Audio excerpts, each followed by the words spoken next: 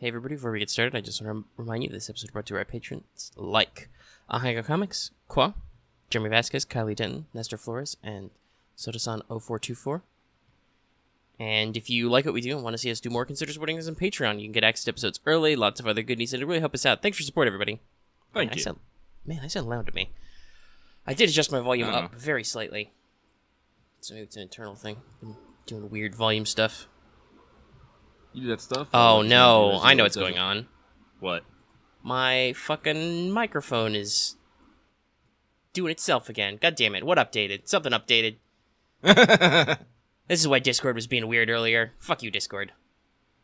Okay, I think it's... Discord's like, what you gonna do about it? Okay. Hopefully my levels... Nope, they're not staying. My microphone shouldn't be at 12, guys. No, I just, you just got loud as fuck. I know, it immediately popped from 5 to 12. It needs to not do that. Fuck. How do I unfuck that? Hold on, I'm gonna pause the recording for a second. Alright, sorry about that, everybody. It appears that Discord decided that it had the authority to seize direct control of my microphone, and I had to just turn everything on and off again many, many times until it stopped doing that. I have control. Because really it shouldn't, but yeah. Dear people who make stuff, fuck off with automatic adjustments, please. I have a brain, I can adjust things from my own. I have a, I mean, you know, it's probably unusual for Discord, but I have a whole thing where I have a mic arm and everything, so if I'm too loud, I can push my mic farther away from my face or something. I know that, obviously, Discord being a gaming thing with, like, headsets, that's probably not common, but still, like, don't.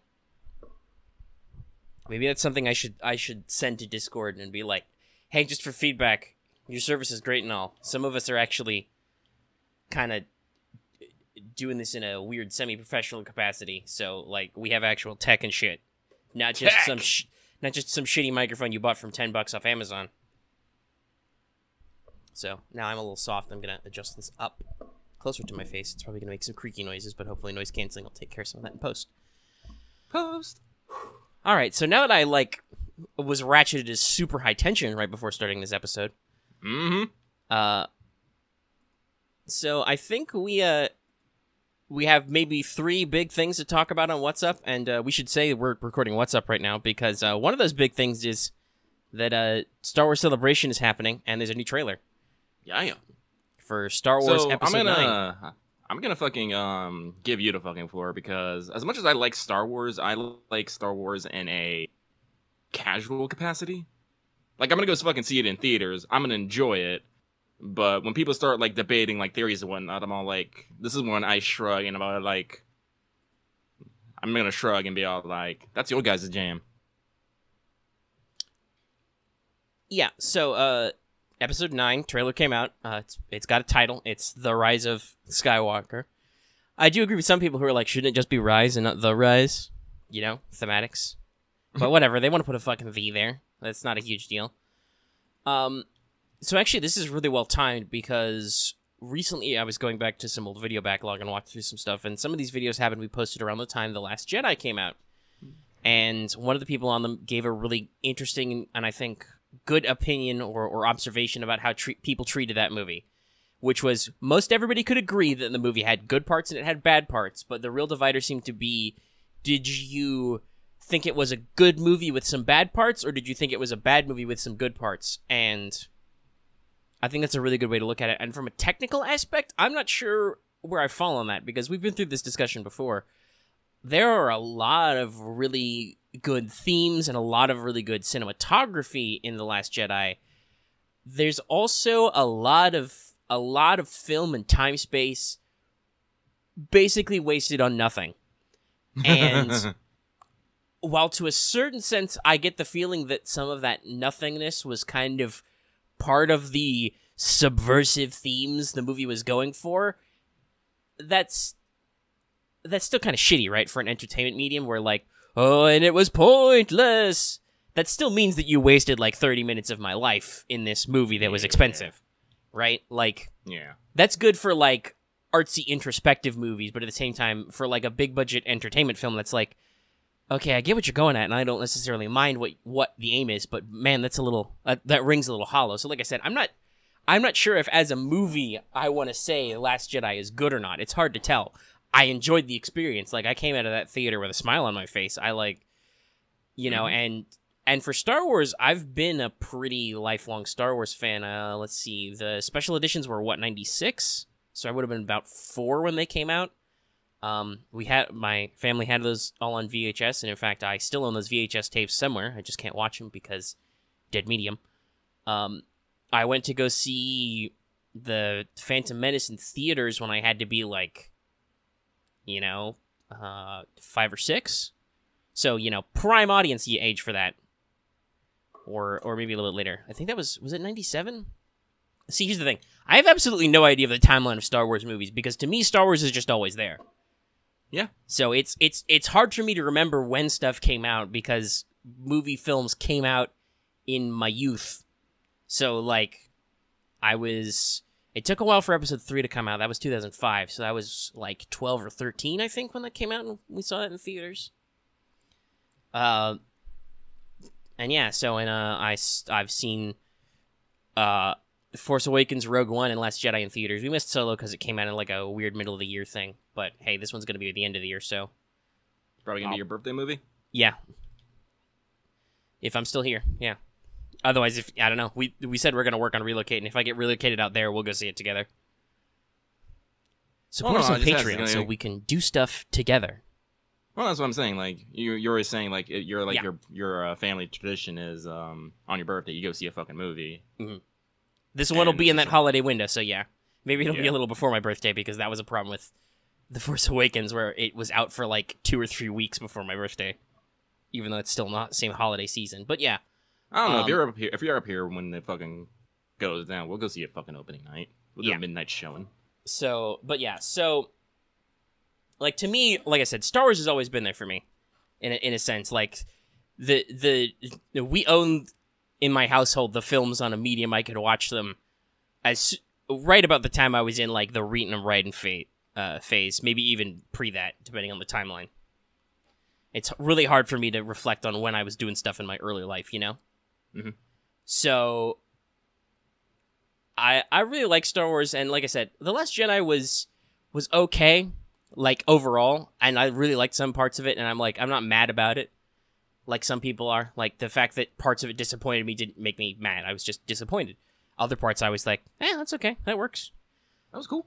And I think I have a different ability that, despite I was super invested in, like, the expanded universe and stuff, I own a lot of the novels. I've read so many of them.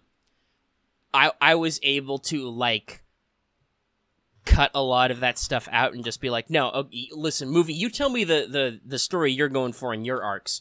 So in that case, some stuff makes sense. Like, the whole thing with Luke going on, I'm like, okay, you can go, that's kind of disappointing that that's how he turned out. But at the same time, like, he's still got, like, an arc and character development and stuff. And then there are other characters who don't have arcs, and it's kind of disappointing, period. Poor Finn. And a little bit poor Rose.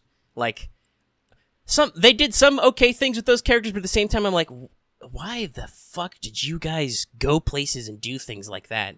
Like, what are we doing? Said, that was definitely one of my opinions of The Last Jedi. Is I don't know what the fuck Finn and Co were doing. Yeah, like, you're going places, you're doing stuff, but you're not actually doing anything. And, like, I get what Rose was going for thematically when she delivered the line, like, it's not by destroying what we hate, it's by saving what we love. But the way they executed that on film was, like, that was really weirdly framed and shot. I mean, I don't get it. Yeah. The words you're saying are okay, and I totally understand the theme for that movie. At the same time, like, how you chose to execute that was really weird. That was, like, one of those, like oh, I'm gonna subvert your expectations, Finn's gonna suicide run, no! Rose is gonna crash into him and possibly kill him and her. Yeah, it got, like I said, there were thematic choices in the way that, or story writing choices that were weird to that, and I'd love to double check some of my facts on this, but I've heard people say, like, from interviews and stuff, that the director, Rian Johnson, only went through, like, one draft of the script, supposedly.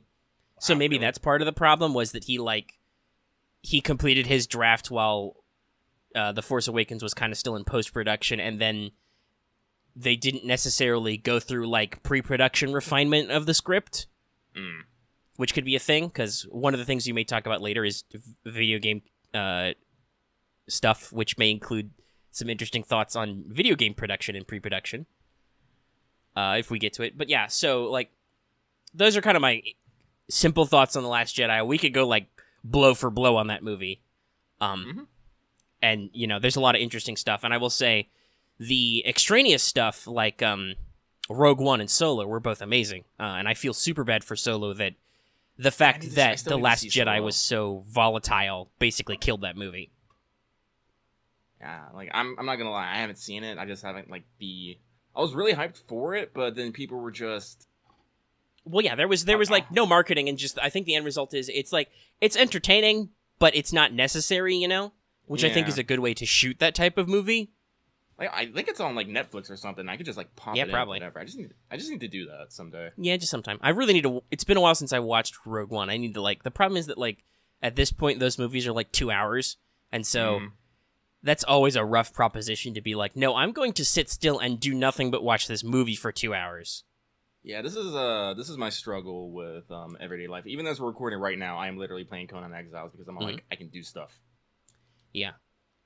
And the only reason why I'm not is because I'm leading this conversation right now. Like I could, we have done and can do where we multitask while we record, and at some point we'll probably like.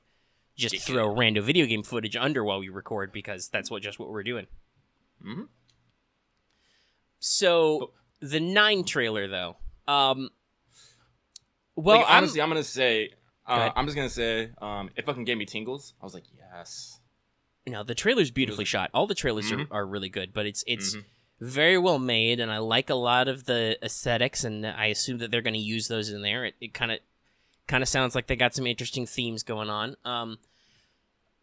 I'm kind of cautiously optimistic. Like, obviously, there's a lot of stuff they could do, and they brought JJ back, so like hopefully he can actually kind of make it loop back to stuff they were trying to set up with the original Force Awakens. Because I know that is something that The Last Jedi kind of did, which was like it kind of like took apart a lot of the stuff set up in The Force Awakens very rapidly and sometimes very cheaply. Which for like continuity's sake is a little bit of a pain in the ass, but hey, whatever. You know, you have to give the writers and the directors the ability to like do their own thing if you're going to hire them at all. So, but yeah, what I'm hoping for is that like The Force Awakens was very much stagnation in a sense. It was if you're being kind, it was an homage to the original trilogy. If you're being unkind, it was just a repeat, right? Like it was thematically and symbolically calling back to all of those movies. And then so The Last Jedi is then deconstruction. It's we're gonna take a look at a lot of those ideas and themes and stuff, and we're gonna kind of take them apart for better or worse. And some places that worked, and some places it didn't. And I would say that the where it failed was because it didn't go far enough. Like it didn't actually do anything interesting with deconstructing those ideas. It just kind of like took them apart to see how they worked, and then left them there. Left them on the floor, yeah. Which I will say, like you can do some powerful deconstruction stuff. Like Evangelion has left a huge pop cultural impact because it was like, yeah, we're just gonna be fucking weird and dark with a lot of these giant robot themes that don't make any fucking sense. And like that left a deep, lasting pop cultural impression, even if I didn't necessarily like the original Evangelion super a lot.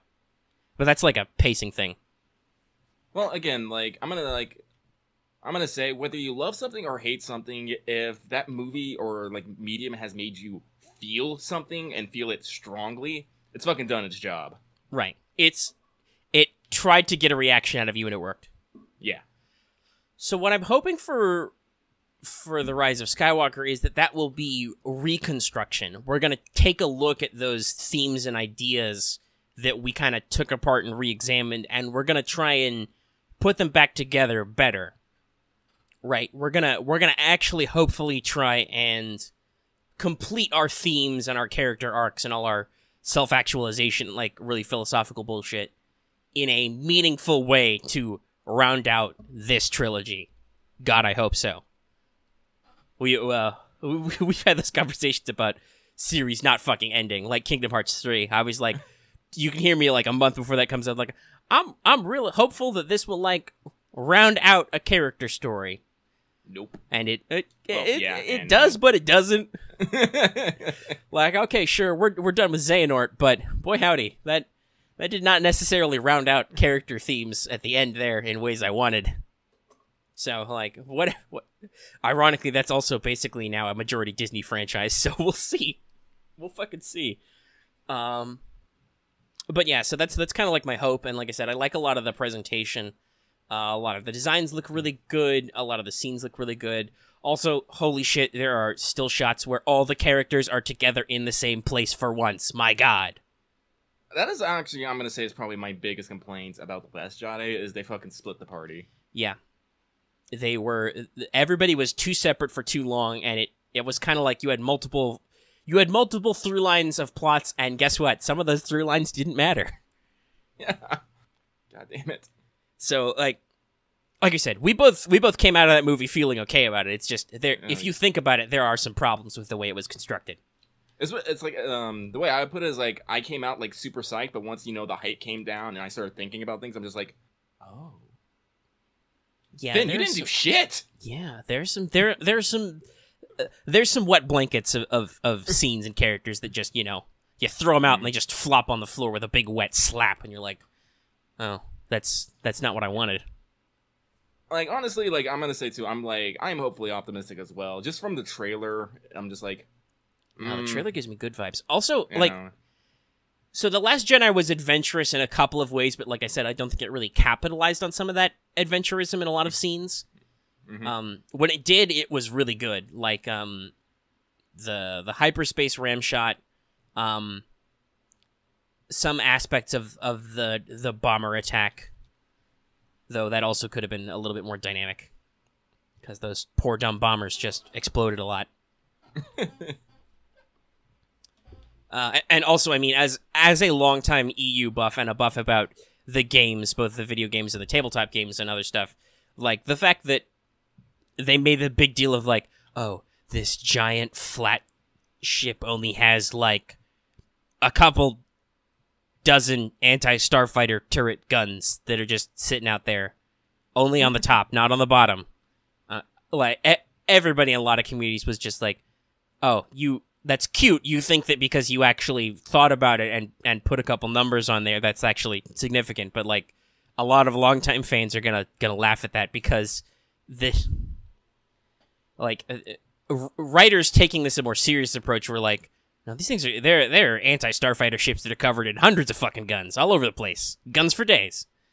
And if you're building a giant space pizza, there's no reason why you couldn't cover it in more guns. It's just it was one of those things that was kind of laughable because it felt like the director and some of the concept artists were like, "Oh, this is going to be really neat for like the first time on film. We're actually going to think about this and we're going to model specific little guns that Poe has to take care of, and that's really cool. And yeah, some of those scenes are dynamic. Poe does some sick moves in Starfighters, which I love. I love that technology has advanced to the point where like you can see some more complex Starfighter maneuvers on screen. Like he basically does a Talon roll, which is a thing in the X-Wing miniatures game. He does like a sharp looping turn where he takes an inside turnaround over the same space. It's really neat. But at the same time, it's like the fact that you think that that's such a big deal is kind of cute because it's not really. But hey, visual mediums, different medias do different things. But yeah, there were a lot of hollow points where they weren't adventurous enough, right? Yeah. So seeing some shots from the trailer, like that one big screen of the Death Star fragment on a planet, hopefully not Endor, because that would feel a little cheap if we're back on Endor again. I mean, it would make sense, but at the same time, it's like, but why though? But that harkens to, I think, a lot of the more adventurous concept art and high concept work before The Force Awakens came out.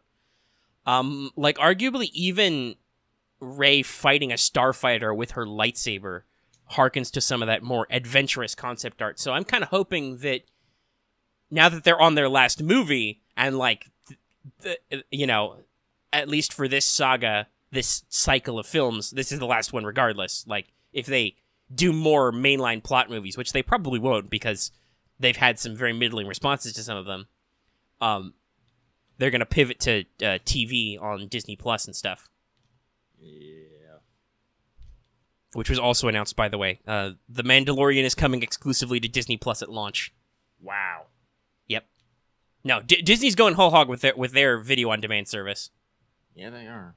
All Star Wars movies will be available launch. We're going to come with the new TV series that's Star Wars themed. The first ever official live action Star Wars TV series. You know, I think they're going to have all the other Star Wars TV series on Disney Netflix, all their backlog of movies and whatever. It's going to be a powerhouse of entertainment, but that's not what we're here to talk about. So yeah, just like I was saying, with 9, I'm hoping that because they're quote-unquote done with these movies regardless, like if they move to a new trilogy, it'll be a new trilogy, that they're actually going to be more adventurous with some of their concepts and ideas, and I hope that they will take some of those risks and be a little bit more creative, because, like, playing it safe didn't really work, and, like, it didn't, I don't think it grabbed a generation necessarily the way they were hoping for. But their previous attempts at being adventurous weren't really fully explored, so like I said, like, hopefully they'll... Well, that's the thing, like, the original Star Wars trilogy came in a time when, like, you know, space epics were kind of, you know, new and fresh. Mm-hmm. Then you got... helped define the summer blockbuster. Yeah. Nowadays, you have to compete with basically every other space movie out there, so Star Wars has to go a little bit further to actually establish, you know, it's still, big dog on top. Yeah. And I agree that they need to be a little bit more adventurous to, like, because there's a lot of concepts you can explore, and there are some breathtaking audio-visual sequences in shows like Rebels, which was animated, and obviously you can get away with a little bit more in an animated medium. But you also can't because, like, there's modeling limitations and stuff, too. More complex the models, the more processing it takes up. Yeah. Like, that's something that, like, talking about nerding about Star Wars ships, there are some shots which are, like, not super impressive in the cartoon, but I'm like, yeah, but I know about people who do, like, 3D modeling and animating, so, like, I'm not gonna throw any stones at them because they didn't, like, spend an extra 200 hours and blow up a couple servers to render some extra greebles and guns that move around on the thing. No, they built one rig. The Star Destroyers only use one set of guns because that's the thing they modeled to fucking pop up and swivel around, and modeling more shit would have taken more time and more money. Like, the Clone Wars is really beautiful because George Lucas was pouring, at some points, millions of his own dollars into that show. It was 100% a passion project. He wanted to make the Clone Wars that he saw in his brain, and it worked in a lot of places. Oh, yeah. I don't think anybody really actually has anything bad to really say about the Clone Wars, if I remember right. I mean, some of the early episodes are a little clunky, but that's just, like, hitting your stride, right? Like, because I don't think GL ever worked on TV before either, so... Yeah. You know, but visually, there's definitely nothing to complain about. And I've heard a lot of people say that it brings a lot of depth to, like, Anakin's character arc between Attack of the Clones and Revenge of the Sith. Which, you know, you feel like is a bit of a sudden transition, maybe, but it's not, because, you know, a couple years were supposed to have transpired. So it's, like, I mean, like, I know some people were kind of upset because it did kind of showcase one of, I think, Lucas's problems was that he had his way of doing things, and he wasn't afraid to basically steamroll the excited people who worked with his property on, like, other extended universe materials and just completely flatten over whatever the fuck they did. Like, he had to be convinced to use the name Coruscant for episode 1 because they were like, no, seriously, George, for, like, the past 20 years, the novel writers who you approved have been using that name, so let's do that instead of whatever you're going to think of. And he's like, okay, fine, whatever. So, I mean, I can totally understand if, like, you think to yourself, but I wrote this universe. I made all this shit up. Like, that means I'm right. But that was something I felt like George failed to account for was, like, how much he had, especially with the long gaps between certain makings of films, how much he had passed on to fans, both in a official capacity with stuff like the old West End Games RPG and the novels, and just fans in general with how many decades of Star Wars had been a cultural thing. Mhm. I think that's where George really went afoul, was that like he either did not or could not kind of like approach Star Wars as everybody's thing. He always still thought of it as his thing. Which was where I think some of his missteps were made. But he still always loved Star Wars. Yeah. Like, that's I think the thing that some people feel like might be missing a little bit from some of the newer stuff is like, some of this stuff doesn't feel like it's done from the same place anymore. Rebels I think is really good because that's got Dave Filoni, who worked under George during the Clone Wars on it, so it's a very strong, continuity of writing style. And I think that Filoni's going to work on some episodes of The Mandalorian now, so hopefully that will be really cool, even though being live action. Hey, Mandalorians are awesome. Yeah, they got a lot of room to explore there, so I'm hoping they can hit some stuff. They can do some cool props. I know George was talking about doing a live action TV series for forever. Like, he wanted to do one set in the Dark Times, about the same timeline as the Rebels cartoon. And I think that he got wrapped up in the Clone Wars TV series first. And like, okay, after this is done, I'll jump to another series, which may or may not be live action, and that'll be like the continuation. But then he went through the sale and stuff, and yeah. But yeah, so like 9, tentatively hopeful. I know trailers are often cut to, emphasize certain stuff, and like you can't always trust them to give you the right clean look at the film, but I feel like they're doing the right stuff, and we'll see what happens. I mean, they got Billy D back. That's cool. They finally got him in one.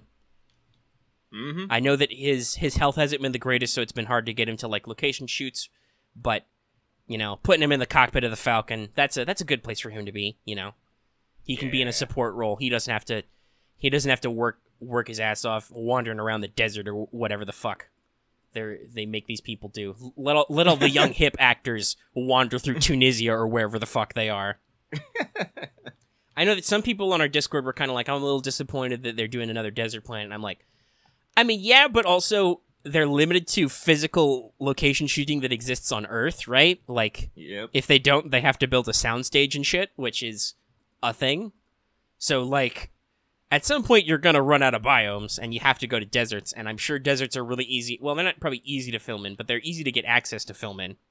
Oh, yeah, I'm pretty sure, like a lot of occasions, like now, you have to like pay money and like certain jurisdictions to like film and like have crews and stuff.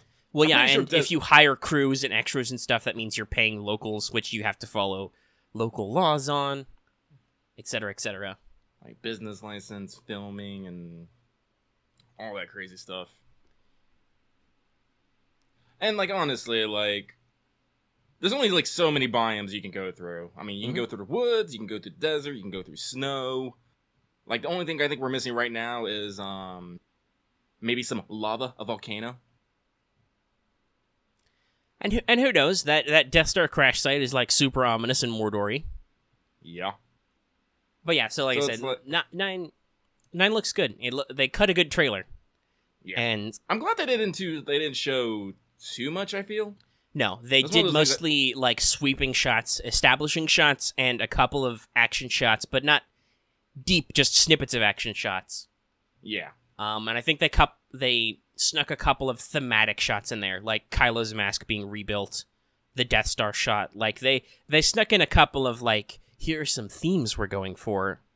I don't know. I fucking love this shot of Kylo fucking just body slamming that dude. Yeah. Like not even lightsaber, just no arm. I'm like, yes. Yeah, Kylo was.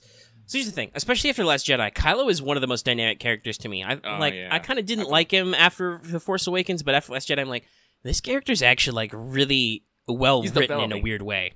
He's developing. That's like I feel like he's almost the Vegeta of Star Wars. Like he keeps getting his ass beat, but he keeps coming back for more. And like as he keeps coming back, his character keeps developing, and he did a couple of the most interesting things, which was like he's been super conflicted over certain stuff, like that shot where he hesitates to fire on Leia in his fighter. That's like really interesting. And then like the one of his wingmen takes the shot, and he's completely shocked. Like that's a really good moment. And then Rey holds out her hand and is like, "Okay, cool. We've defeated the evil that was here.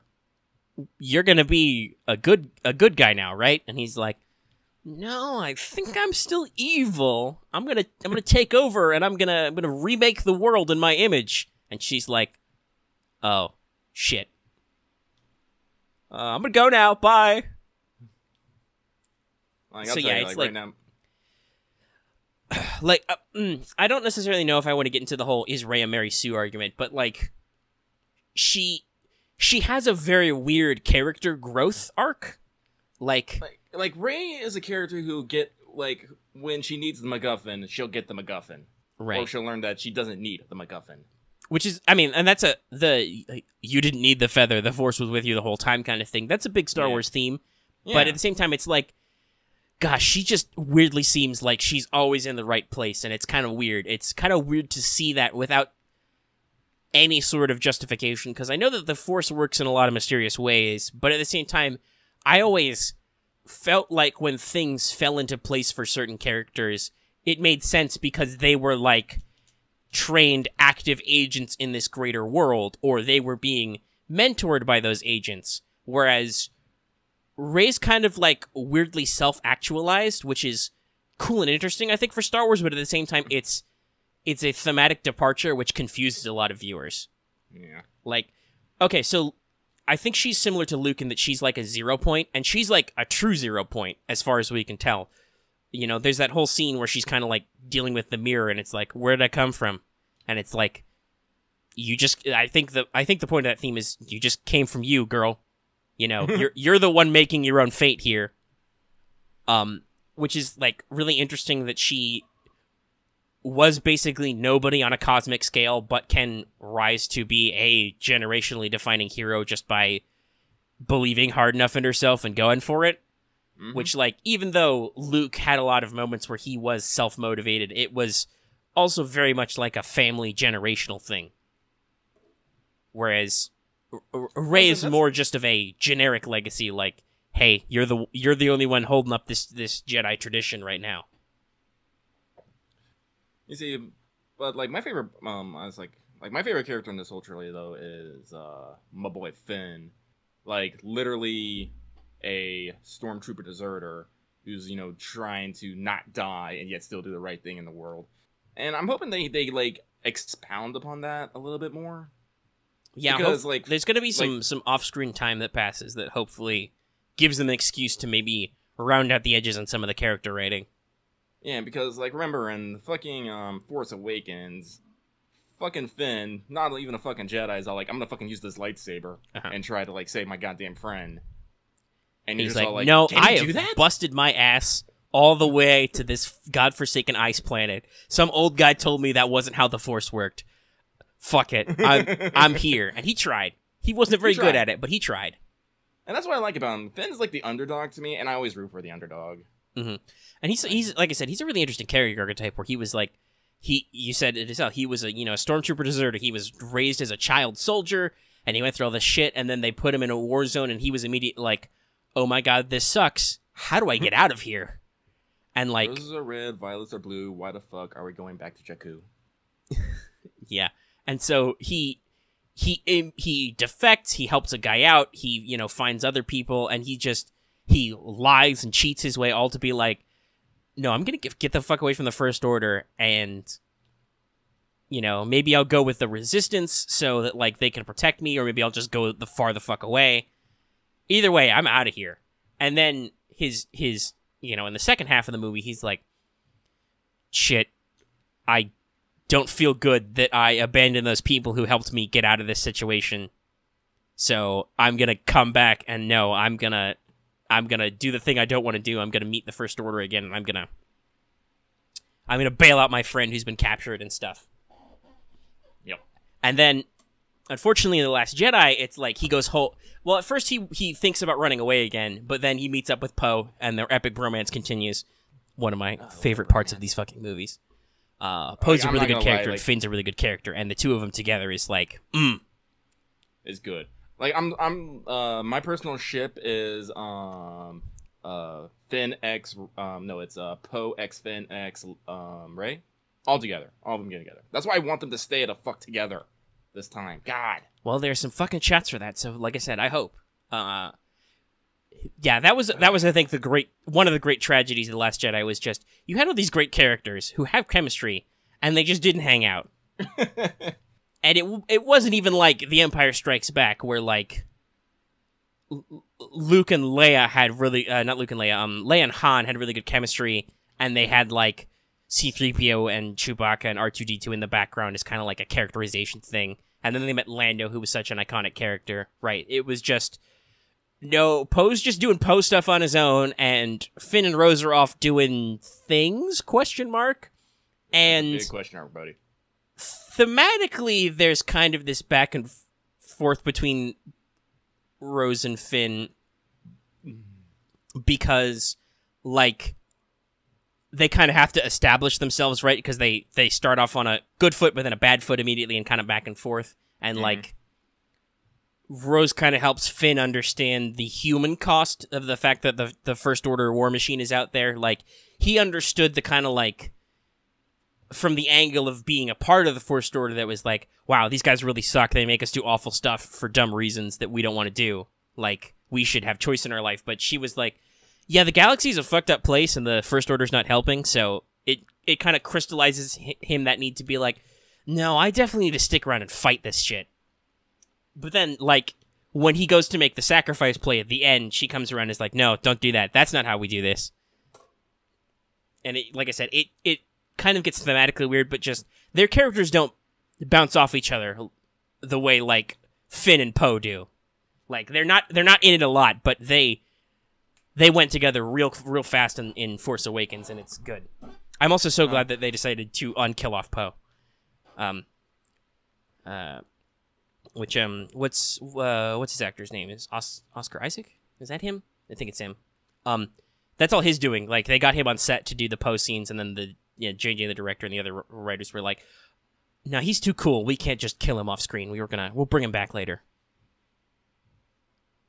Which was good because he's one of the best characters in those movies. And he actually has an arc that kind of makes sense in The Last Jedi.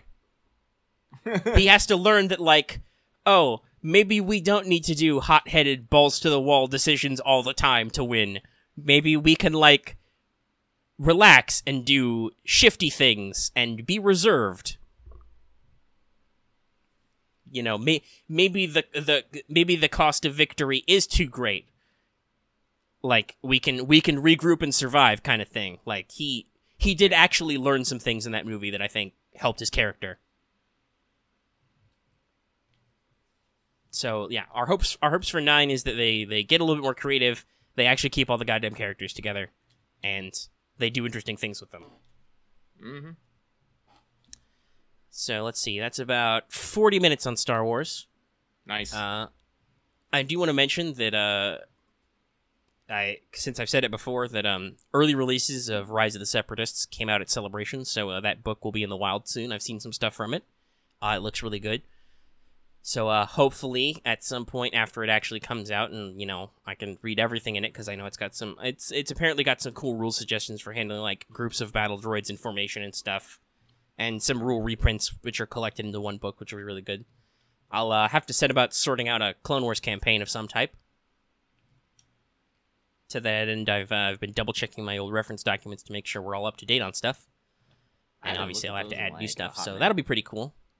And hey there, if you're out there in the community, I've run the Star Wars RPG by Fantasy Flight Games for like up to 4 or 5 people before, so you know, we have open slots in the home group. Just that means you have to deal with me on an interpersonal basis as your GM, not just listening to my dulcet tones come to you across the microphones. But yeah, you know, I think you're a banging GM. Well, I mean, there's plenty of evidence of how I work on the internet, just not with Star Wars. Oh, that's true. But yeah, so you know, I'd be willing if there's anybody. There are I think a few people who are interested in this sort of stuff in like our Discord community and stuff. So Yeah. hey, if you're interested and if you're free, probably on Mondays or Tuesdays because that seems to be when we usually game. I'm willing to recruit a couple more people to round out those numbers. And obviously, once the book comes out, I can get a better look at it and kind of figure out what character concepts would work and if I need to like hard structure anything. And you know, see what these losers pick. But yeah, so that's super interesting that's coming out, and like yeah, it's Star Wars Celebration. It seems like it's a good time. It's Star Wars is doing a thing, and hopefully it's good. That's what we always say. Hopefully it's okay. We're gonna make it work.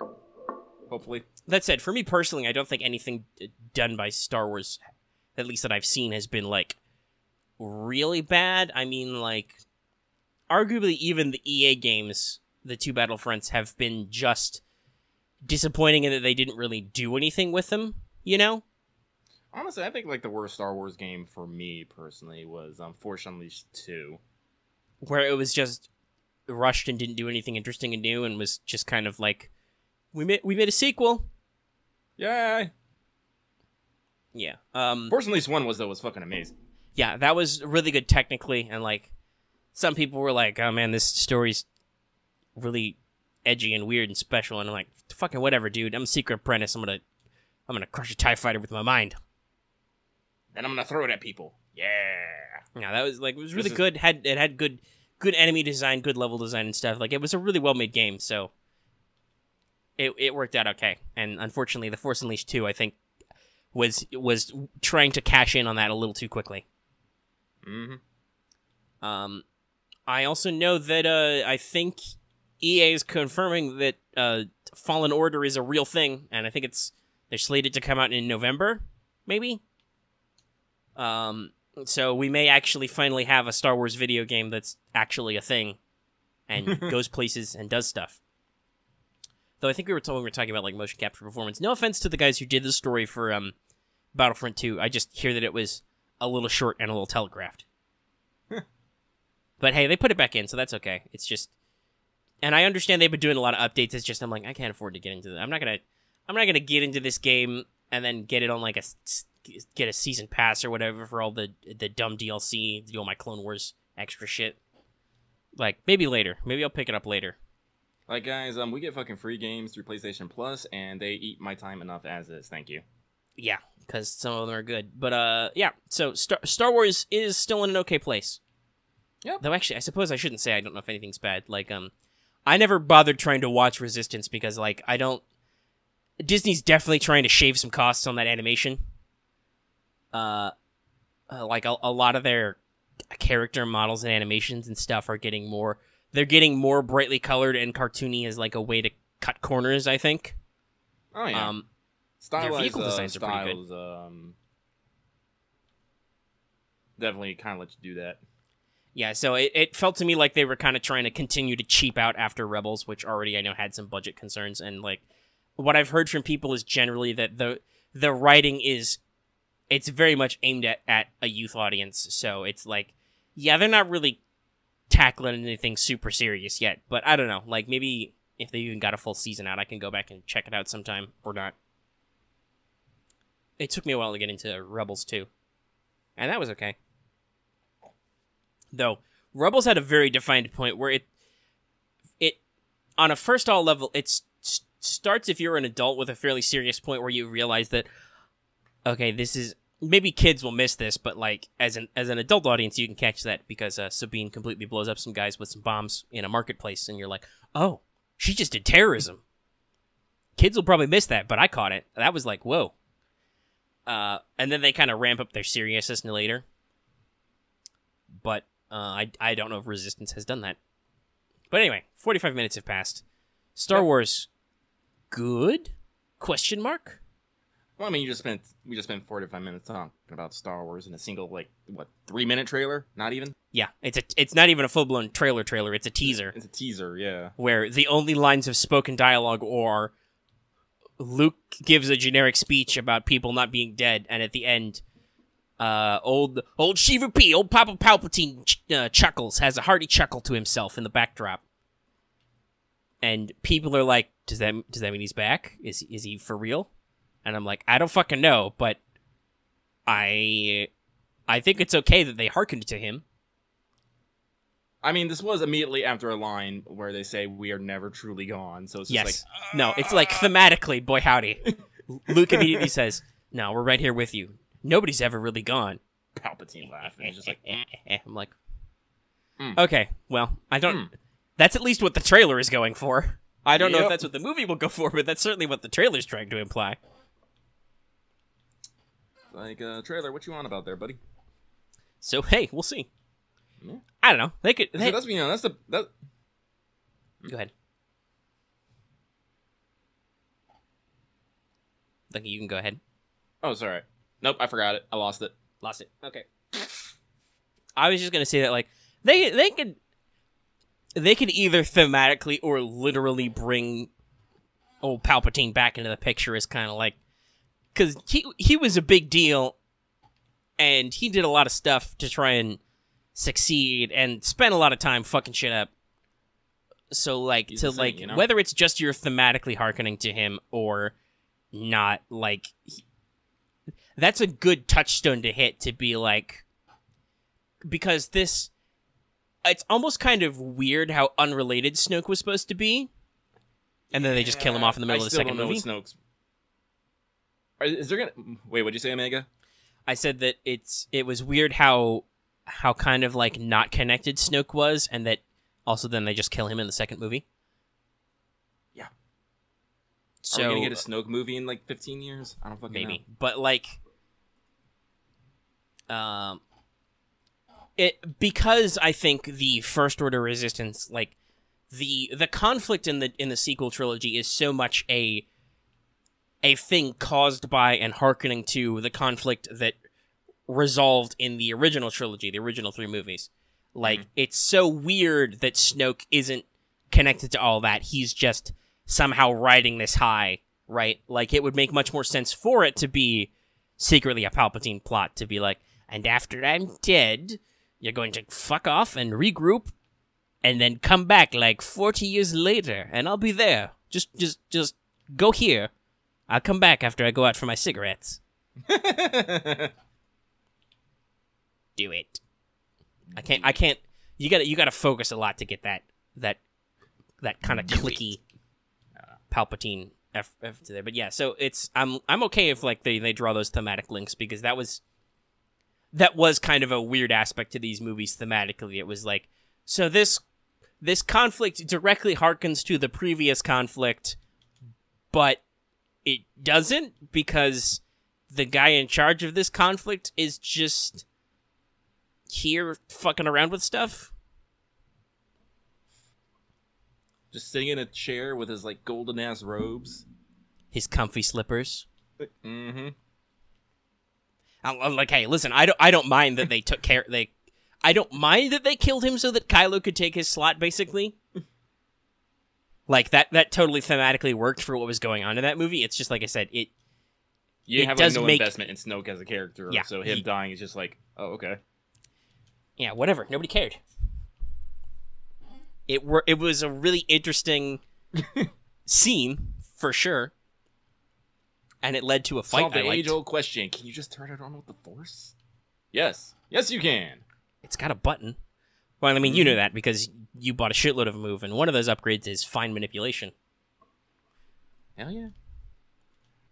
Yeah, let's make a Star Wars movies out of Tiket and all this crazy shit he does. That'll sell millions.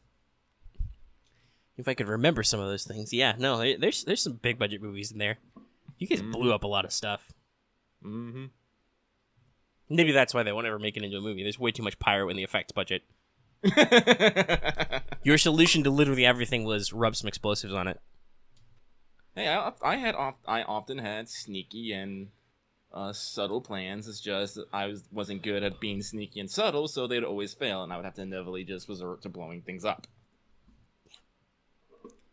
But you can't say I didn't try. And one of my favorite scenes, though, that's, like, etched in my memory of that campaign is when you were in the underwater base, which you didn't like because you were playing a race that was habitually afraid of water. So, you know, you're hundreds of meters underwater, and you're trapped in a room. And it's I did like an alien isolation thing. There's an in case of emergency hatch, and like the other 4-player characters are all there. The stormtroopers are beating down the door, and you're just like, "Hey, everybody, can you turn the other way for half a second?" And everybody did, and then you pulled out your built but never used yet lightsaber and cut open the secret access panel, put it away, and, you know, we're like, okay, everybody, let's leave. And everybody's like, what the fuck was that? And we're like, don't ask questions. It was nothing. We're not using the J word. And you adamantly refused to use the J word. Yeah. Well, that was like the cat's thing. He was never actually like trained as a Jedi. He just had force powers and was really good at tech. So he just literally on his own figured out how to build a lightsaber. And then like completely like modded it into a fucking monstrosity. Which probably any self-respecting Jedi would not do. Well, you know, in that time period, maybe, because there are some interesting mods to lightsabers that appear in Rebels for sake of hiding. But yeah, you did some fun stuff with your like Swiss Army, you know, butterfly lightsaber that like folded out and looked like a toolkit when it was folded up. Mm-hmm. I put up the same wall 3 times because I keep forgetting to switch it or flip it around. There we go. Well, hey, let's since I think we've exhausted our Star Wars talk now at 50 minutes. Yeah. Hey, audience, if you're still here, Lucky got a new controller. You can stop worrying about him. Oh yeah. Real quick though, I do want to thank those. There's definitely a couple people from the community who reached out and be like, "Hey, if you need help getting a controller, man, I can help you out." I tried to politely turn them down because as I said, like, I don't want to directly give out my address, and we don't have a PO box or anything, and I don't want to like, I guess I just say I feel weird for taking like someone else's like direct contribution. I don't know if that explains it well. Like as I said, like one person was just like, "Hey, yeah, I'll just give you my old controllers." I was all like, "Oh, that's really awesome," but I'm like, I feel like I'd be putting you out a little bit. It's like, I know you don't need them anymore or really want them, but it's just like, maybe one day you will, and you'll be like, why the fuck did I give them to that schmuck I listened to online? I don't know. Yeah, I mean, like if we had a like PO box drop or something where we like just received rando gifts, that'd be a different thing, because that would be like, hey, you know that if you send rando shit to us at this address, we'll get it. And at that point, we'd presumably be doing content where we'd like do a show about mail or something, because I know lots of channels that do that every once in a while. So, but still, all of you, for all your thoughts and, you know, well wishes, thank you very much. I super appreciate that. It makes me feel loved. Yeah, but as soon as I got the controller, I fucking booted up Conan Exiles, and I'm going to fucking town. Yep. We've actually played. Me and Omega have actually played it a couple times together. Together with Axe, one of our community members. Yeah. And we have a jolly good time. Yeah. So the game design's pretty good. I feel like the port was made by people who didn't play console games, because like none of the buttons do what I want them to do. I'm constantly fighting with my radial menu. And just like, I've gotten used to it now, but every once in a while. Yeah, you've been playing a lot more hours than I have, though. Like I've been playing a couple different things back and forth. You missed an FGO login streak. Yeah, you've been playing Conan so much. Just like put my shame out there for everybody. Thank you. But yeah, so you've been putting a lot of hours in Conan, is what we're saying. So yeah, I'm pretty sure you can remap controls. So I need to maybe look at that and like. Maybe switch some stuff around just so it's less confusing on the muscle memory for me. But yeah, it's using the menus is a little awkward, and some of it I'm like, I don't necessarily know if it would be better with a keyboard and mouse. Like I don't know if that would be improved. I suppose communication would be improved because there'd probably be a text chat window, but... Oh, yeah. Yeah, I was, like, thinking about that, because, when we, play together, everyone, like, you know, just gets on the Discord, and we use, you know, our computers and stuff, and we just talk to each other. If we didn't have that, how the fuck are you supposed to coordinate in this game on console if you don't have, like, a headset? It's just like, To be fair, though, even talking to people, some people just run off and have no idea what they're doing anyway. Yep. On my arm. But yeah, so, like, that's also another thing is I realized in the brief lull when Lucky wasn't playing that the, because I joked that your game server was baby tier, so that then you told me that I could mod my own and, like, oh, I'm just going to play around with adjusting some of these. So I ended up with, like, making the night pass faster. I made a lot of crafting things go up. I increased a lot of crafting yields, but then or resource mining yields, but then I brought them back down because that just was like, okay, that just gives me way more shit than I can use at once, so it's no good. But I played with a lot of the sliders, and I joke that my home server is now fetus tier because it's got some very short timers on some stuff. But on the other hand, the game has really fucking long timers. Yeah, like, it does. It takes So, frustrating amount. There were multiple points where we were playing for like a good, 5 or 6 hours. There were multiple points where we were just back at base and we're like, okay, we need to literally leave and find a new project because our iron is cooking and it won't be done for like 30 minutes. Well, it's not because the iron takes too long. It's just that we need like fucking 500 of it. Well, yeah, something. But when we need to actually ready the materials we need to use, it's like, oh my god, this takes forever to craft. Yeah. Like, there were multiple points where I was, like, running in circles, waiting for things in, like, crafting benches to craft. I think I stepped away to like, go to the bathroom for a second and just stayed in my room and let my timer tick on crafting arrows, because in your server, I'm very archery-focused. So that means I need to make a shitload of ammo. But I like set up to build like maybe like 100 arrows or more, and it's just like just keeps ticking. I'm like, and I came back and I'm like, oh, this still isn't done. So yeah, the timers are pretty long, which can be a little annoying. It's like it definitely wants you to gather resources, put them all in your shit, and then go off and do something else. Off somewhere. Go explore. I mean, exploring is really fucking fun. Yeah, like we did a lot of exploring. We found some new shit that was very interesting. And because I have to render this episode after, I'm pretty sure I can't, like... I'm pretty sure my computer will be unhappy if I try to, like, sit in Discord and talk and also unpack and render a video and stuff. So I don't know if we'll play again today, but I may play some on my own time and, like, explore some more. I'm completely, like, rebuilding the fucking base. Yeah, I don't want to be in the middle of that. Well, because here's the other thing. When you're playing local co-op, you can't stray too far from the host. If you try to physically walk too far or the host walks too far from you, you get basically pulled by the shortest possible route towards them. And if you try to respawn too far from them, you just spawn on them instead. Which worked out to our advantage because I died in the dungeon, and because our home base was too far from the dungeon, I respawned unlucky, so I didn't lose anything. But, like, at other times, it's like that means that I can't quote-unquote fast travel home by just going, well, I'm just going to break my bracelet. No, I can't teleport home unless Lucky does that. In which case, we would probably be immediately sucked to Lucky because he'd be too far away from us. So, the other thing is that I got a little nettled by this.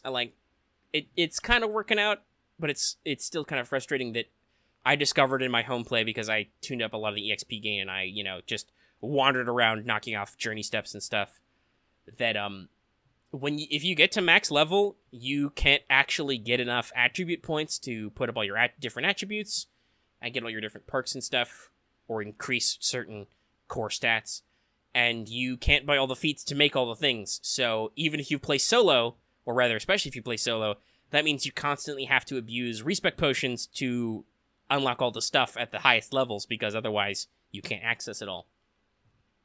So the game is really geared to group play. Let me see here. I'm level 50 on my home server, and I get like a small surplus of points, because like there's just some things I'm looking at. I'm like, yeah, I'm never gonna do. Well, yeah, because you're just saying that you're never gonna buy those, but like Yeah. if you wanted to truly be able to build everything on your own, you just couldn't. Well, Because I you're know, I about think 10 that's- levels I away think- from the cap. Well, like, I don't know. I think this game kind of encourages you, especially in solo play, to be a jack of all trades and a master of none. Yeah. Dabble in a little bit of everything, which is okay because that's how I've been playing. And like I said, I've had like no fucking problem. I said like I will admit that I I tweak the settings so like I don't take as much damage or I do more damage. But like, I've Well, yeah, doubled but my that's XP also gain. because the game is also a little bit grindy. Like, Yeah, even with your it tweak really- stats, we've run into stuff that's just like, oh, these basic bitch arrows I've made basically do nothing to this enemy, so we need to leave so I can buy more points in accuracy so my bow gets better and, like, go home and make more arrows and stuff. Now, when I actually use my Iron Head arrows, I said, like, which I didn't I've want to made a get whole like bunch too of- far like away from like what the base game line was. Yeah. Because like in the end, there's like because this is why like I realized like the point of like this really slow experience gain is so that you have plenty of time at the level you're at to explore what you have and do stuff with it, and it encourages you to explore out and find more shit to build the next level of stuff. Because like I'm at level 50 and I need items that I have like no idea where the fuck they are because guess what? I haven't had to go that far out yet. Yeah, but I will also say that can be another drawback to the game, which is like there's not a lot of guidance on where you get shit. Like No, you showed me how to no, get no. vines, like from Yeah. a certain tree, and I was like, how the fuck would I learn this? Like, why would I think that this tree is any different than any of the other trees? The only way I would discover this is if I was just like, oh shit, I happen to be standing by this tree and I randomly need wood, and then instead of getting branches, I got vines, and then being like, oh, that's where I get vines. So it's like, it's so weird. Like I showed you something you didn't know. Like I'm like, oh, these plants are desert berries. I've learned. And you were just like, these are desert berries? And it was like, yeah, no, I just randomly picked one, and it was berries. So these plants are desert berries. Yeah. And we still don't know what So, the fuck yeah, there's, leavening like, agent is. Yeah, I know, but that's why I mean, like, you don't get like fucking like brewing until like in the 40s. And if you go going like the original experience, like guess what? You're gonna be spending a lot of fucking time at those Well, levels. yeah, that's true. And also, even for us the lower leveled guys, we're speeding through journey steps a lot because you know where shit is. Yeah, So it's and like, like here's the that's- thing, and like to get like experience, you would have to go out and like discover locations, fight enemies, complete journey steps, and like, Mhm. because like the only reason I fucking knew about the dredge and completed that is because I got a journey step, and thankfully the fucking journey step told me where the fucking dungeon was. Because I will agree 110% with you. This game doesn't tell you where shit is. No, it wants you to explore everything. As originally, I think I can see why it's originally kind of like as a like an online. It was an early access game. It was originally on PCs, kind of like an online server experience. So naturally, yeah, I think it was meant to be like you have to take it slow and explore everything. You have to team up, and also I think part of the game design was like the idea that you'll either be in a PvP or PvE server, but there'll be shitloads of people, so you need lots of empty space so people can build their own space, right? Yeah. Like, God forbid if we were on like a PvP server, like I bet the cozy corner we're in would be like probably have been camped out immediately by somebody, and that would either be us or that would be somebody else. So we'd either have to have built fortifications so randos we didn't like couldn't just bust in and take our shit, or we would have had to have gone somewhere else. So that's probably part of why the map is quite so open. Mm-hmm.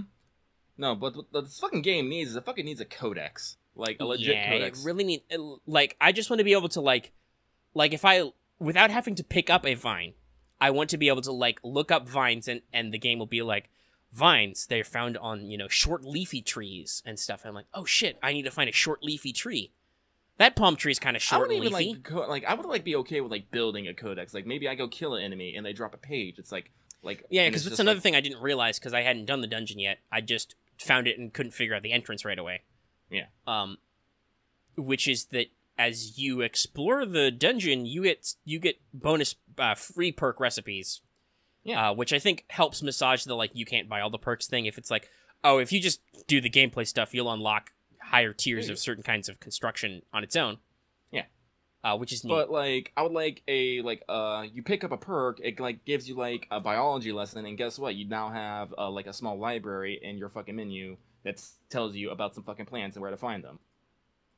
And it doesn't have to be like exact, it just says tell me like what climates and like yeah, just what biomes they're in. I can look at the map and I can see, okay, this is the desert, this is the jungle, this is the savannah, this is the highlands. Like, hey, we got far enough north following you around to find a savannah. I'm like, oh shit, here are elephants and rhinos and shit, where I can get thick hide, which I need because I'm like in my home server because I'm like, I'm trying to build some Stygian armor and some sick bows. So it's like I really enjoy this game. I really do. It's just they have like games like actually we had a big discussion about accessibility. Well, yeah, I think that's our third point. I think in our big games. Yeah, because or big topics. Like when with accessibility is giving players certain like tools to do certain things, and sometimes you don't give them those tools. You give them those tools to enhance the challenge. Like specifically, this comes to mind with Sekiro, Shadows Die Twice, made by From Software. Apparently, it's been getting a lot of flack about being fucking hard, and people are like, why isn't there an easy mode? Now, to preface this, I'm not against games having an easy mode, alright?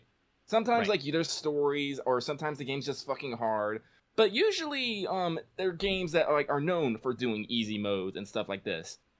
Sekiro, Shadows Die Twice is a game by From Software of Armored Core, of fucking Bloodborne, of Dark Souls, Demon Souls, of really just fucking hard games that have always been hard and have never been not hard. Why are you asking for an easy mode for them particularly? Well, so I think this discussion is really weird. I think we actually had some long talks with our Discord community. I think there are two prongs to this that have kind of been merged into one, and they're making this conversation weird.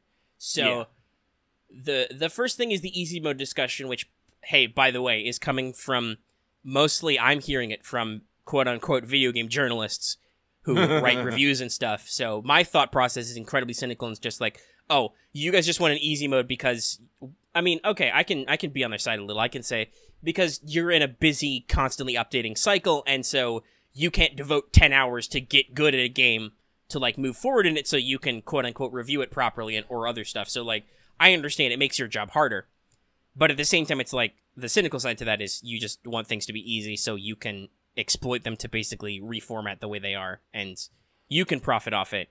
Because Let's Players don't need an easy mode to like, or streamers don't need an easy mode to make those games good.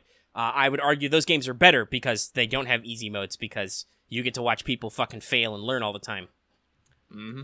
And then, so that kind of also got wrapped into a question of accessibility, which is how easy is it for people to get at the game and the game's medium? And I actually listened to a really interesting podcast which talked about this a lot. So, like, I think the thing we can agree on is that gaming is for everybody, and some games are better at this and some are not. And there's been a little bit more focus in recent years. Like, a lot of games have different color filters. On the PlayStation, you can set voice commands and you can invert colors and stuff like that if that's good for you.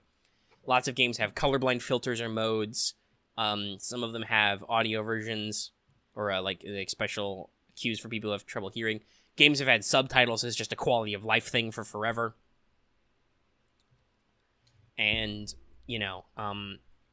games have lots of different language modes you can switch through, which is part localization, part accessibility, because it's like, for instance, I think the question about Dark Souls was like, oh, is there an easy way to digest Dark Souls lore? Maybe they have a book. And then the question was like, somebody shot him with like, they probably do have a guidebook. It's probably just published in Japanese. And so like, that's not necessarily accessible to a wide audience, right?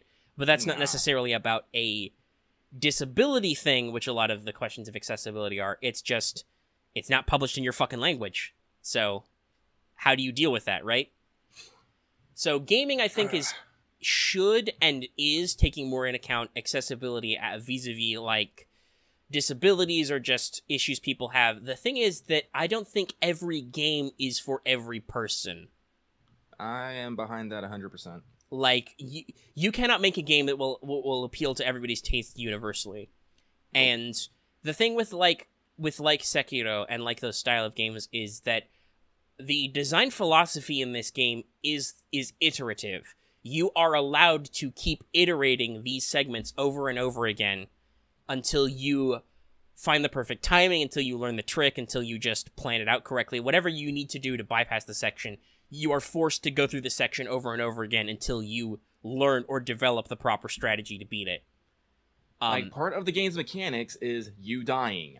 Right, you can die. You die twice is the thing. You can run out of HP and you can die and you fall over on the floor, and then you can come back. And you can pop back up with full health and, like, surprise enemies that way, or you can take an opportunity to, like, regroup, which is actually really kind for these types of games. So, I know some people have questioned, like, well, is Sekiro accessible? Yes and no. I mean, I don't know about specific options because I don't own the game, but at the same time, it's like, it's also just hard. Like, I'm pretty sure I don't have any disabilities or anything going on with my biology. Like, I don't know. It's been a while since I went to a fucking eye doctor, so I don't know. My vision could be weird. When I was tested as a kid, I was a little bit farsighted, so I don't know if that applies to video gaming, though. But I don't wear glasses or anything, and I'm pretty functional. But we've talked about this before. I don't think I have the time or patience to just iterate through, like, Dark Souls-style games. Like, it's really stressful, and it takes a lot of time, and I'm not necessarily good at that style of gaming, so I don't take the time, or I don't have the time to quote-unquote get good and go through it, and that's not necessarily a disability thing, right? That's just, the game is meant to be difficult, and the reward cycle of the game is that you learn and overcome challenges. If they aren't challenging, then the game's not necessarily flowing in the right way, right? Yeah.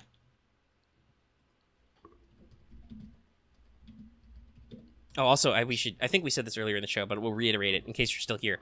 One of our community members in Discord is asking, so we're doing What's Up? Yes, because the Star Wars trailer came out, it was like there's not urgent news for FGO, so it was like, hey, do we want to talk about new pop culture thoughts, like, right now? So we flipped the script and we're doing What's Up again. It's hot and fresh. Fresh, what's up? You know, right in the pop cultural osmosis. But, yeah, and, like, that's, like, one of those things, like, I like to tell people, it's, like, it's okay to, like, especially in a like, a game situation where you can retry, it's okay to fail. It's okay to, have to redo something over and over again and, like, find out the proper path. Like, easy modes are generally when it's something I only play when it's, like, I literally have, like, no interest, or I hate these fucking mechanics, and I just want to get the goddamn story. Yeah, I'll admit, I played a couple of those Kingdom Hearts games in the story so far on easy, just because I was like, I played these games on normal or better as a kid. I don't want to actually, it was the games I didn't play as a kid, but I played these styles games when I was younger and I had more time, and I'm just like, I don't want to spend forever working through these games and experiencing them. I will tune the difficulty down, and that still doesn't always help. Like, yeah. With an RPG, like I said, an easy mode is usually you get a little more powerful, or you get a little more EXP, or the enemies are a little bit weaker. Well, but here's the thing. Kingdom Hearts is a game that's always had easy mode. Right. And so it's like, if it's there, the option is there. You have that ability. It's like some games don't have it, and people are crying, it's like, it should have one. I'm like, no. Yeah, so like I said, also, here's a very important technical point, because we kind of alluded to this story with, like, where BioWare went wrong with Anthem and stuff. Video games are an incredibly complex and expensive industry. They're at this point, I'm pretty sure they're more complex than filmmaking, even though they maybe don't cost as much. Because, Lucky, you actually came back with this. You can't interact with a movie. Well, most of them anyway. Like, there's so many dimensions to consider in a game. Video games are the only medium in which the audience interaction actually is integral to the progression of the story. Right. If you don't play the game, you don't move forward. Nope. So, in some cases, building an easy mode is easy. You tweak some numbers, you put some stuff up, but, like, depending on how your game is constructed, adding in different difficulty levels or adjustments is, like, extra levels of work and complexity, which can be hard to adjust. So we mentioned Kingdom Hearts earlier. Kingdom Hearts 3 didn't launch with critical mode, which I know disappointed a lot of people, but they explained, Nomura explained, they did that because they needed to release Kingdom Hearts 3 into the wild and see how people actually played it, and then take that data and learn from it to build a higher difficulty and actually figure out where that should be balanced because they wouldn't have that data yet. So, like, figuring out how easy is too easy, how hard is too hard. If you're gonna, like, customize those things, you have to have information and you have to have time and willingness to work on them. So, it's not just a, like, okay, flip the switch, everybody's got, enemies have half as much HP and you have twice as much HP. That's not really a balanced, focused experience. That's just like a crappy cheat code, right? Like, that's not necessarily doing your best to bring the experience to people and be like, oh, anyone can experience this. It's hard. You have to be willing to put in the time to overcome challenges.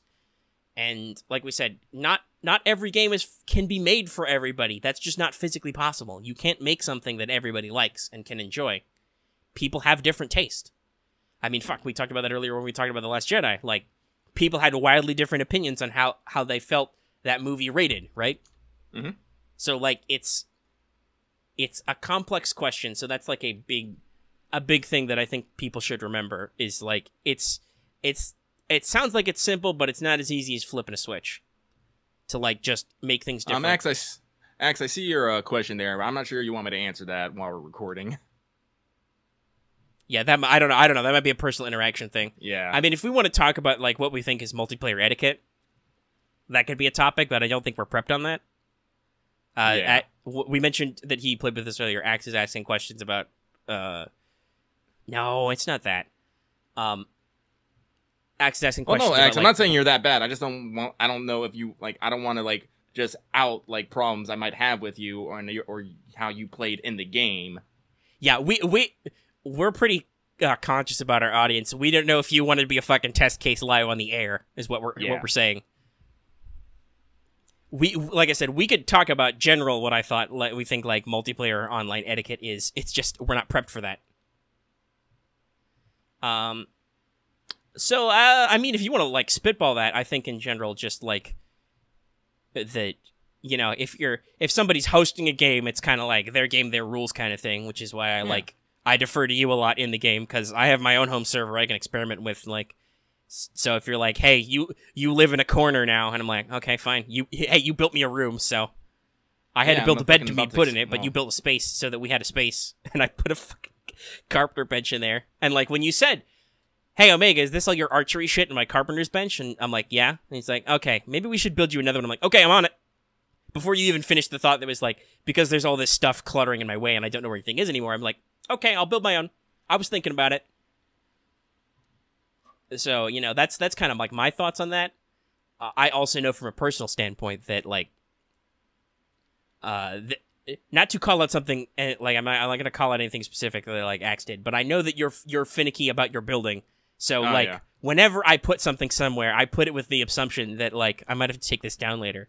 Like, I built a trebuchet base that I was going to, like, throw up in the middle and be like, hey, look at this thing, with the knowledge that I might have to put it away immediately.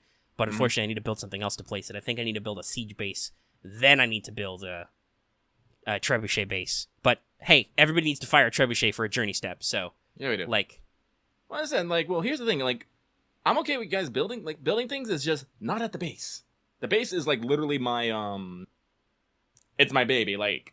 And you have just said that you have spent, like, the past couple of hours tearing it down because you got into a fit of frustration. It's like, the painting wasn't square, and so it had to become square. Yeah. Like, I fucking got up at 4 a.m. because, like, right after we got done playing, like, last night, I passed the fuck out, woke up at 4 a.m. Right. We actually stopped playing because you were tired. I think, like, Ax had to leave to go do something else, and then we were futzing around and, like... Then I was just like, I'm just too tired. And I immediately passed out after that.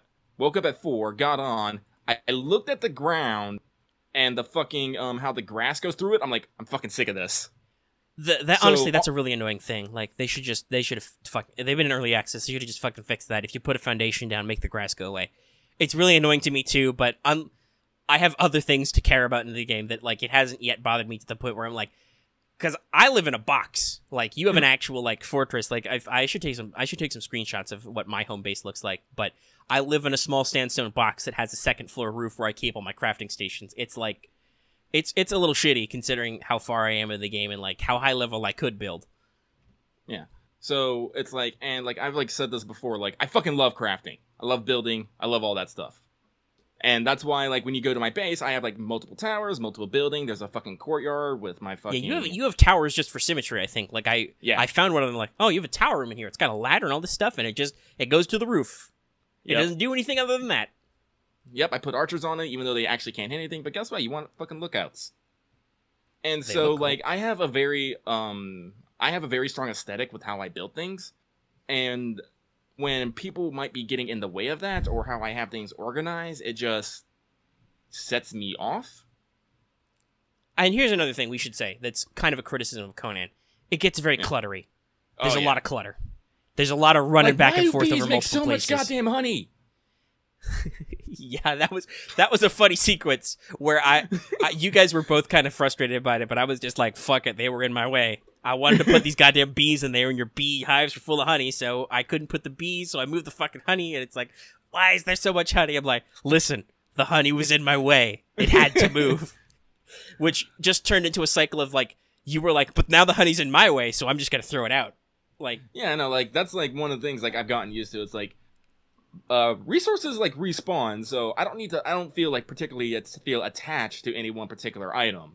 If there's something I see, like, doesn't need it, I'll just get rid of it, and if I need it later, I'll be like, yeah, I learned that about looting corpses, which is, like, if humans are carrying plant fiber, wood, or rock, I'm just, like, whatever. Yeah, Axie, here's the thing. That's the thing you might want to learn, like, personally for interaction with us. Lucky has so much goddamn honey. It makes so much honey. Yeah, I don't think you've... This is a question only you can answer to us, because you can hear us, but we'll narrate your answer back. But have you played the game any on your own solo? That may also be okay, so maybe you just haven't put as much time as we have solo, because, like, Lucky's put a lot... Yeah, only an hour, okay. So, that's it. Axe is just still new to this thing. Everything's shiny and new to him. He doesn't realize that this honey is fucking worthless. You have so much. Oh my god, why do you have so many stacks of honey? I think, like, here's the thing. A hive has, like, 5 to 7 slots, I think, and honey stacks 100 deep. So, all your hives are fucking full of honey. And so, like, here's the thing, like, all these, like, all the fucking, like,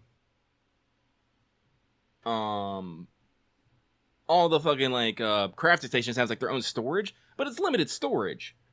And so, if I start putting the fucking honey in there just to free up stuff, that means I'm gonna have to start making other boxes to put that honey. But that honey's not doing anything. It's not going anywhere.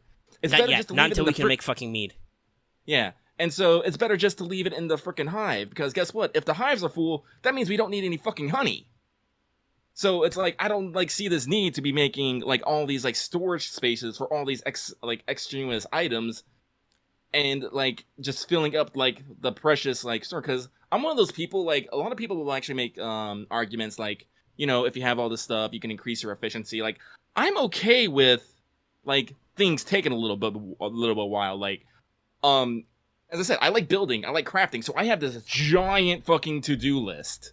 Right, things. And like, the game facilitates that, because, like we said, as you start leveling up, your perk access, the stuff you can craft can vastly outstrip your ability to craft it, because, like say you're making the jump from iron to steel. To make steel, you need a shitload of iron bars, and you need a shitload of steel fire, which you make it as an alchemical compound you make out of brimstone and tar. To get tar, you need to tan leather hides. So, like, you have to go through, like, 3 or 4 steps of refinement to even get the steps to craft the steel, and then it has to cook. So it's like, you can just randomly start unlocking the ability to make steel tools, and then you actually look at the recipes and you're like, oh shit, I have, like, a 5-step list before I can make the parts I need to make a steel knife. Yeah, so, like, I'm okay with, like, things taking a while, and, like, I'm constantly, like, going out, running errands, murdering guys, like, trying to find, like, new locations. So it's like, I'm okay with, like... I think we said that before. You said that specifically, that you think that the way the game is spaced out, it's like, when your shit is cooking, you should leave your base and go explore. Yeah. And so that's the game design. Because, like, as I said, when you boost the experience and all that stuff, basically you're on a super accelerated path. You haven't, like, fully understood everything you have, and now you're just held... You're just holding a bunch of recipes. On both my personal game and on you, I think we both desperately want to... Well, maybe not desperately, but we're interested in crafting a preservation box, because that would keep food from spoiling, which is a constant concern. Like, but it needs something called black ice, and we're like, well, I'm pretty sure that's probably in the way the fuck north of the map, which you didn't even realize you could scroll up in the map for a while. No, I didn't. had to be like, no, Lucky, there's a huge volcano at the top of the map. You could scroll up. And I scrolled up and I was like, oh my fucking god.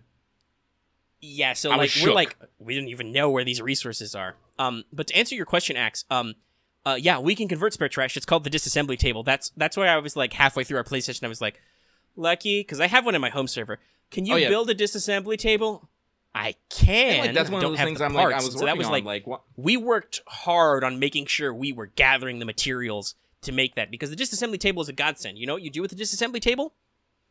You throw almost anything that's not a raw crafting material in it, and it spits out its components. Like, for instance, if I threw a stone axe in there, I'd probably get a couple stone, and a branch back, and it would just be like, good, I have raw resources. So it's like anything you... Now, probably that wouldn't solve our honey problem, because I think honey is in its most basic form, but like, there's so much trash that's just like, okay, so I have a couple of spare bows I worked through. I could just throw these away, but if we make a disassembly table, I can probably break up the components I used to this, get some of them back, and that would be really handy.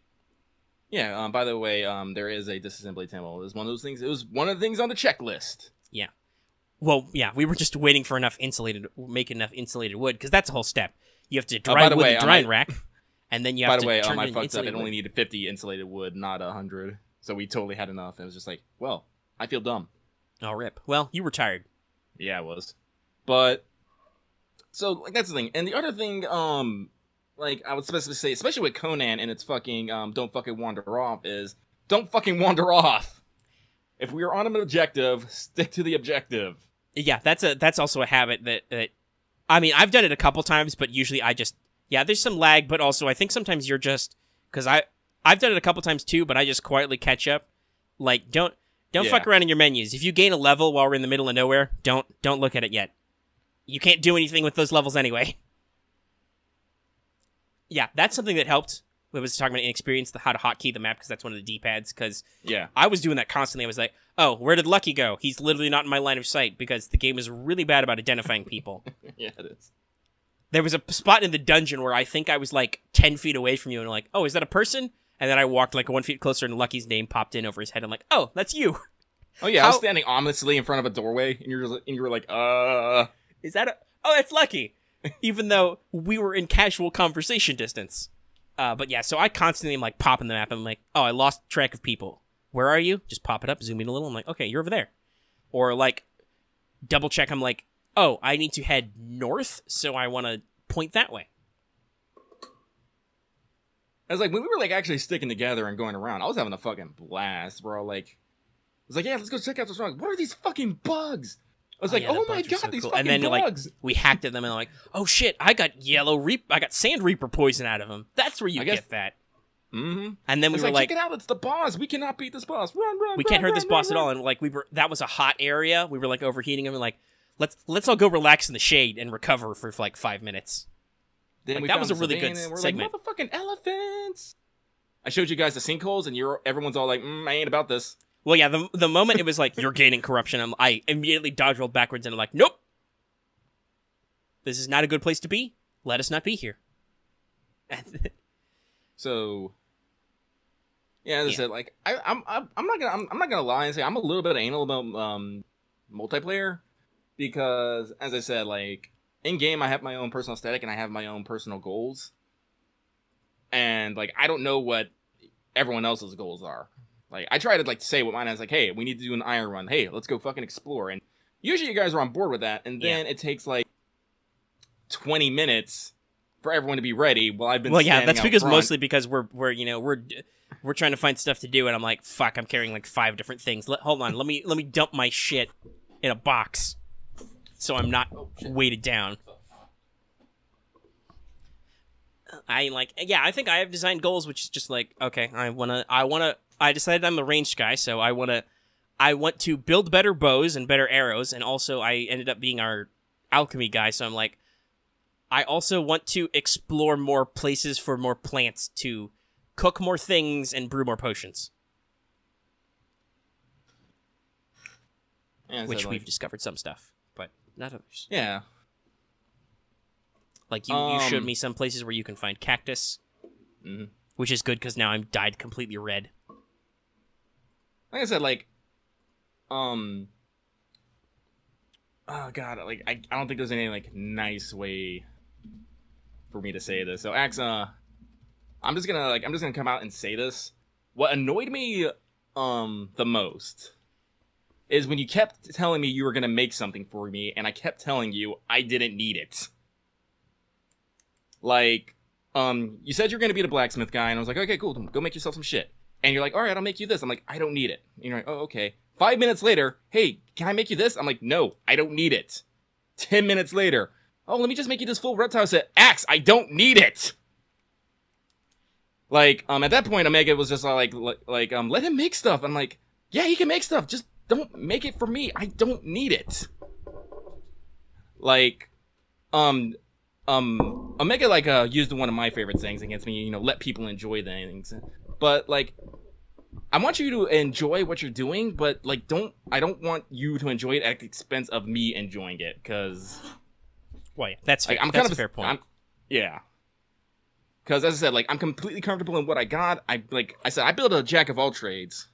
So, like, I'm kind of, like, I'm not great at amazing things, but, like, as I said, my armor's good enough, my weapons are good enough. It's like, it's cool. That's why I think part of this is, like, feedback, because the first time we played, we used all your fucking iron, and you were a little annoyed about that. Yeah. Even though you said, okay, you can use some iron to make some tools and stuff. I'm like, yeah, I didn't know, like, how much iron we go through, and I was like, to be fair, this was before I had mastered the fucking iron run. Yes, before we mastered the art of iron. Yeah. Like, now I can literally go out, go grab, like, 1,000 iron, come back, be like, alright, whatever, it's gonna take forever, but bam, especially with 3 of us, we can carry a shitload of iron. Yeah. But yes. Like, So I think that was some of it was, like, but yeah, I feel like the thing, and I've mostly been quietly doing this to myself, and actually there have been times when I've said, I'm gonna go get something for myself, and you're like, oh, do we not have, like, I was like, oh, I need to go make a feather run, and you were like, did you use all my feathers in the artisan table? And I'm like, no, I didn't even look in there, because to me, I'm thinking feathers equal arrows, whereas you're thinking feathers equal pillows. Fluffy pillows for my Conan waifu slaves. And I'm like, oh, well, you got like 200 in here. Can I use some of these? And you're like, yeah, no problem. I'm not making that many pillows. So it's like... So, yeah, I tried to definitely be more self-actualized in Conan, but at the same time, there's also some stuff where it's just like, oh, this is just... Oh, we have that already. But I also, you know, like, so I think the thing, like, if you want to contribute, probably raw resources are good. Like, occasionally somebody needs to go out and just punch trees. It's like, this is like one of the things, and that's why, like, I specifically said, Axe, you can, like, go make armor for the thralls, because guess what? I found out you can actually equip the guard you can upgrade their shit. Yeah, so it's like, they're gonna need a fuck ton of armor, so it's like... And maybe they should have display stands so you can store armor? I do know they have, shield and weapon racks. Yeah, I don't know if they have armor display stands. I was just thinking of, like, a convenient storage bin, because there's probably going to be a lot of in-progress armors. Yeah. Well, here's the thing, Axe, you got a little fixated on the abyssal armor, which I'm sure is really sweet and stuff, but that's really hard to make, so... And, like, I've already just, like, I'm, like, gonna, like... I know this might seem like I'm being a little selfish, but I'm totally gonna rework, your guys' quarters. That's fine, just make sure you keep my... Oh, no, I'm gonna make sure everything is, like, still in there, but, you know, I'm gonna give you a little bit more space, give you space so you can have additional storage, put some of your own crafting sections in there, so, like, anything in your, like, your area, you can just do what the fuck ever. Because I was looking at that, I was running out of space after I put in a table and a carpenter's bench. Yeah, so basically, once I get over to your guys' part of the expansion, I'm gonna, like, break up your guys' houses, make them, like, 4x4, give you each an individual porch, put your crafting stations and stuff, take out the fucking campfire. Like, why a campfire? Because I need fire, I need to eat, Lucky. We have, like, pots of food, we have stoves. Now we do, because you revamped your cooking situation, but when we first started, it was like, hold on, I need a space to handle my own stuff, so I'm not running back and forth while I do, like, basic shit. Yeah, like, Axe, like, for your area, I'm gonna get you a furnace, a blacksmith. I think I found another blacksmith, so I can, like, man it. Did you find another carpenter? Not yet. Well, as I said, when I go out again, if I find one, I'm gonna drag her back and put her on the fucking wheel. Excellent. It's good, because that was immediately once I built my own bench, I'm like, shit, that means I gotta find my own fucking thrall. As I said, because like I want you guys to enjoy the game, but at the same time, like some of this stuff is like, ah. Well, yeah, I think I put it a good way earlier. We're co-oping, so we're cooperating, but at the same time, we need to self-actualize. Like, we need to be able to do our own project when we return to base while we're crafting stuff and, like, do stuff for ourselves, because everybody needs to be improving their equipment to some level. Lucky, I think you've found a comfortable level, and you've, like, made some mods and stuff for your armor. Yeah. You may or may not at some point need heavier gear, but we'll cross that bridge when we come to it. So it's like, that's why I feel like it is. Like, you guys need a more personal, dedicated space based on what you guys have picked. And also, I will say, I have quietly made some stuff for myself. Like, I broke my fucking cutlass that you gave me that was really shitty, but it worked for, like, a while. And I just quietly took some iron and some branches and made myself a khopesh. Because that's my race's weapon, so I'm like, I'll just build myself a backup sword real quick. Now, I didn't make a new shield, so I think I still have a wooden shield, so... Not that I sword and board a lot, but when I run out of arrows, I'm pretty fucked otherwise. Yeah, so it's just... As I said, I'm not gonna lie, I'm a bit selfish and I'm a bit of a dick in multiplayer. It's one of the reasons why I don't always play multiplayer. It's just because it's basically my, like, goals and ideals going up against everyone else's goals and ideals, and sometimes it just doesn't fucking work.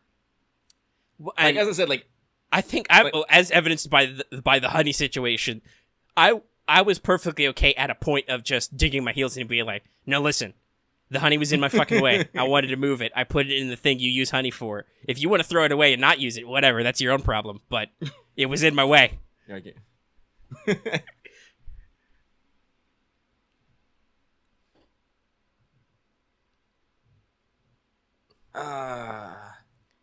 And that, we can talk about deeper social interaction stuff off the mics. We were talking about making games and accessibility before this, actually.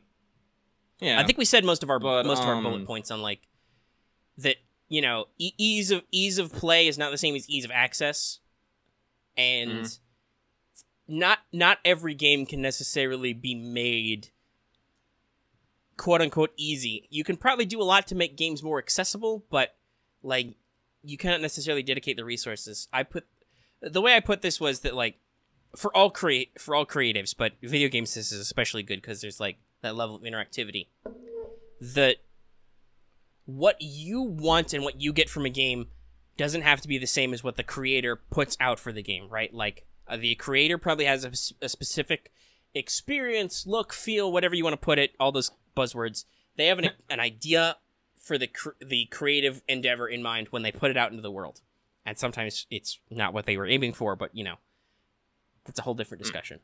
But what they put out is not necessarily what you need to take away, and both of your interpretations are equally valid. There's nothing invalid about you choosing to experience a game and enjoy it in a different way than the developer the creators necessarily threw out there. Like, speedrunning and stuff, that's like a whole different way to enjoy games. Mods are like that. I came to the realization that mods are literally the fan fiction of video games. Yes. That's funny, because that was the angle I was going for when I made those statements. And then you were like, oh shit, my mind is blown. It was. But the conclusion of that discussion is, but even if your interpretation is just as valid, the creator is under no obligation to support or work with your takeaway. So, like, especially for, like, Dark Souls, it's cool that people take away, like, they're really interested in the lore and story of those games.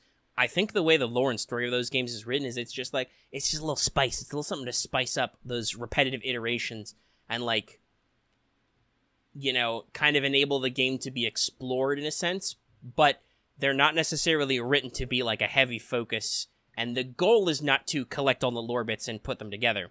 They're just a thing you can do which kind of reflects the thoughts and themes of the creators. So, even if you want to just play Dark Souls for the lore, the creator doesn't necessarily need to support that, because what the creator is going for is, like we said, that iterative experience. You're challenging yourself constantly to overcome and adapt. And, like, sometimes you find lore bits in there, but that's not... They put it out there, so some of the lore consumption is intended. It's just, like I said, I don't think it's the main focus of the game, so they're under no obligation to make it the main focus.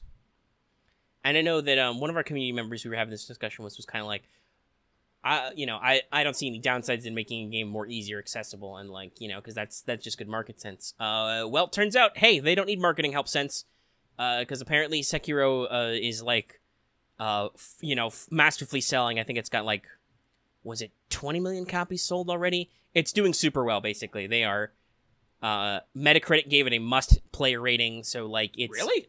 Yes, it's apparently super well received despite all this shenanigans about the easy mode, and like very well liked and reviewed and selling very well. So hey, it turns out they don't have to compromise artistic vision to make more sales. As I said, like I've mentioned this, I suck at these kind of games. I still really want to play Sekiro. It's like I am about this life. Yeah, and so I'm encumbered. Yeah. I am literally encumbered 333% right now. Rip. So, yeah, I don't think there was any other stuff we talked about. I don't think we talked about on air the BioWare Anthem story. You're more familiar with it than I am, but so have at it. Well, I mean, I just read the article, and I believe you said you did too, but I'm trying to remember if we actually talked about it on air last week. I don't think we did. Like, yeah, I've heard some horror. Well, I guess, yeah, no, horror stories is right about the Anthem development cycle. Well, yeah. So to kind of like springboard off the previous discussion we had about the complexity of designing ease levels in games and like production on games, I think I briefly mentioned it because I feel like I've made the statement on mic about Jason Schreier, the author of the Kotaku article, and it's like some people might be like, or the Kotaku, and like, yeah, I kind of agree. Like, I don't know, I kind of like Jason Schreier sometimes. Well, Schreier's really good. That's the thing. He is actually doing journalism work in games. Like, he does investigative reporting and stuff like that. Like, he digs into sources and he takes a very serious approach. A lot of his articles are very good and very telling. So I don't agree with all of them all the time, but. No, but he puts in the work. Yeah. I'm just more talking about, like, some people are a little shifty about Kotaku as a source, and, like, sometimes I am too. Kotaku's a modern media website, so, like, they throw out some very clunky, clickbaity articles, but they're just trying to make their way in the world, right? So it's like BuzzFeed. Like, honestly, BuzzFeed can be considered, like, investigative journalism, too, but guess what? They're still going to want those views, so they're still going to give you the top 10, like, best ways to pet your fucking cat. Apply hand to cat. Stroke. And it's going to have a bunch of cat pictures, and people are going to click on it and giggle. Yeah. But yeah, so, video games are weird because I think somebody I think it was Camper, actually, who mentioned this, was like, isn't video games reporting just an entertainment media? And, like, yeah, like, it's like reporting on entertainment, but much like serious entertainment, like Hollywood or even sports, there's an actual, like, real-life shit you can report on. Because these are people's lives and livelihoods, going on, right? Shit, just look at fucking Gearbox and Randy Pitchford with Borderlands 3. There's a lot of shit going on right there right now. Yeah, there's a lot to unpack there. The what? I said there's a lot to unpack there. Yeah. And I made some saucy tweets alluding to some stuff Randy Pitchford said earlier in the week so I didn't forget to say them. And maybe I'll bring them up on air, and maybe I won't. Follow me on Twitter. But yeah, so Schreier's article on BioWare and Anthem was basically, it's a little long, so I'm going to summarize. But basically, after talking to shitloads of people who remained anonymous at BioWare, and some people who were former BioWare who were not anonymous, he basically kind of outlined the production schedule of that game. And, Anthem didn't really go into proper production until, 2 years before it came out. And video games usually need a little bit more time than that to cook on production. It was in pre-production for forever. They started with just the idea that was like, we want to do new IP, and they kind of went through some refinements. They decided on something sci-fi after a while, but they wanted it to be different than Mass Effect, right? Because they wanted to do something new. And this was while they were just coming off their massive success of the Mass Effect series and Dragon Age Inquisition, even they had two big tentpole RPG franchises that were going on the back burner for a little while. And so the core team at their Edmonton studios was like, we want to do something different. We want to appeal to different people, and we're going to explore some stuff. And fundamentally, their problem was that nobody was actually making decisions for a long time. They did not button down and actually decide what they were doing. Like, you can fly in Anthem. Apparently that feature went in and out and back and forth several times. It wasn't decided it was in the game to stay until then CEO of EA, I think it was Patrick Soderlund, came down. He played an alpha test demo of Anthem, and he was like, this isn't great. This isn't good. You can't go to market with this. Like, you have, 6 months to make a demo, a beta, that is something that I think is interesting, or you're going to have to can this project, basically. So they did. They did a lot of experience, and they decided on certain world design and stuff and certain effects and aesthetics. They put their flying back in, and that basically stayed in the E3 demo. They didn't even know for sure what they were going to call the game. Apparently, the original name for the game was going to be Beyond, which I think is super generic and not actually a good decision, but they were apparently had their heart set on it until legal team was just like, yes, we just can't secure the copyright for this. So they had to go to Anthem, which was their backup. So they just spent so long working on this game, but not working on this game. Like, by the time that first E3 demo that we watched came out, that was basically 100% staged. That was something they built just for E3 because they had no idea what the game would look like. And then people liked it, and they're like, I guess this is what the game is. And there was a lot of pervasive attitude, X mentioned it in our chat just now, of because apparently crunch in... this is something you hear a lot in modern Western developers, whether it's like animation or video games or whatever, creative projects. They have something called crunch, which is as the project gets close to being complete, everybody stays at work 24 hours. They sleep at work. Everybody works constantly to get it done for deadlines because delays are bad, apparently.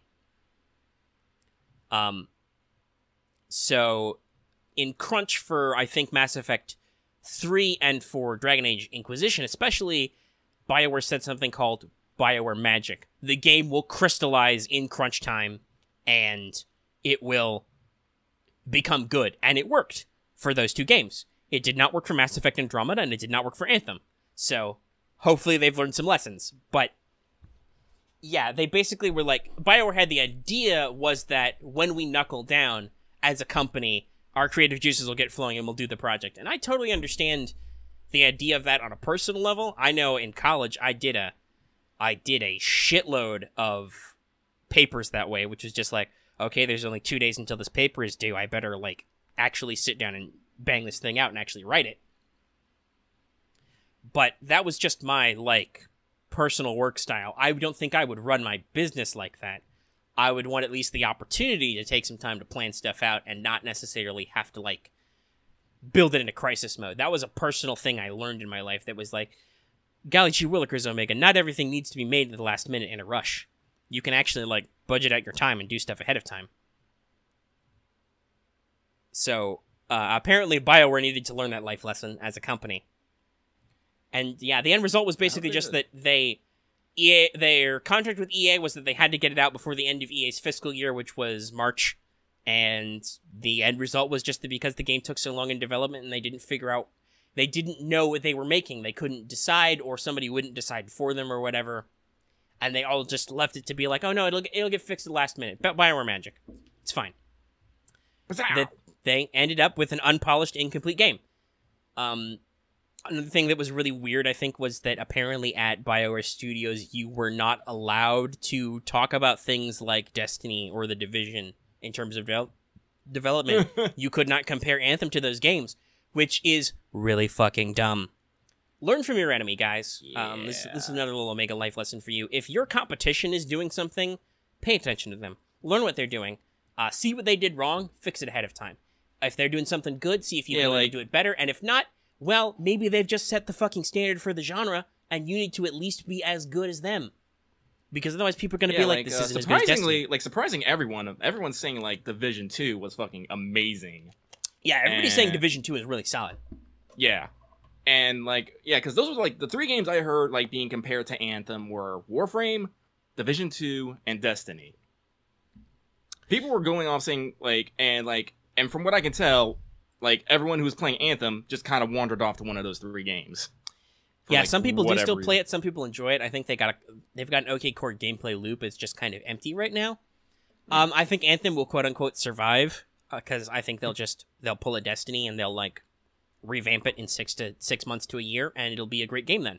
But I think the damage maybe to BioWare's reputation is done. I think a lot of people are comparing them to a Bethesda now, which is like you don't get full blown hype at a Bethesda game anymore. Not after Fallout 4 and especially Fallout 76. Like you get tentatively excited, cautiously optimistic.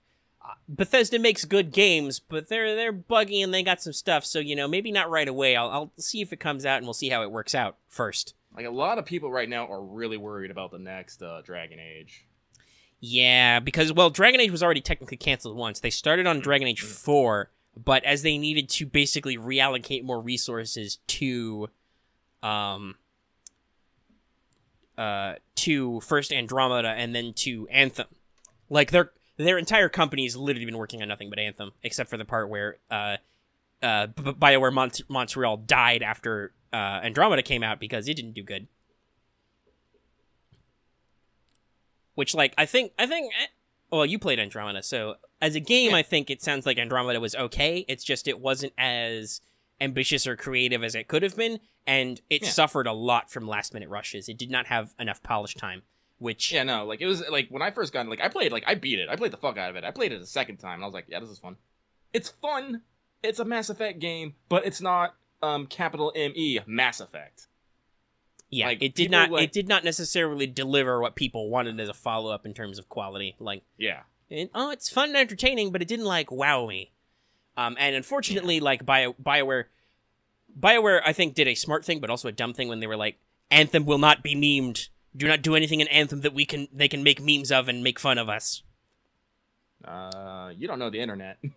Because, hey, that happened with Mass Effect Andromeda, where, hey, your facial animations weren't necessarily finely tuned because you rushed them and you contracted to, like, 30-party studios and stuff. And, well, and also I think they brought up a good point, which was like, hey, when you hire actors to do these things and stuff, like, it can be hard to go back and get a second pass.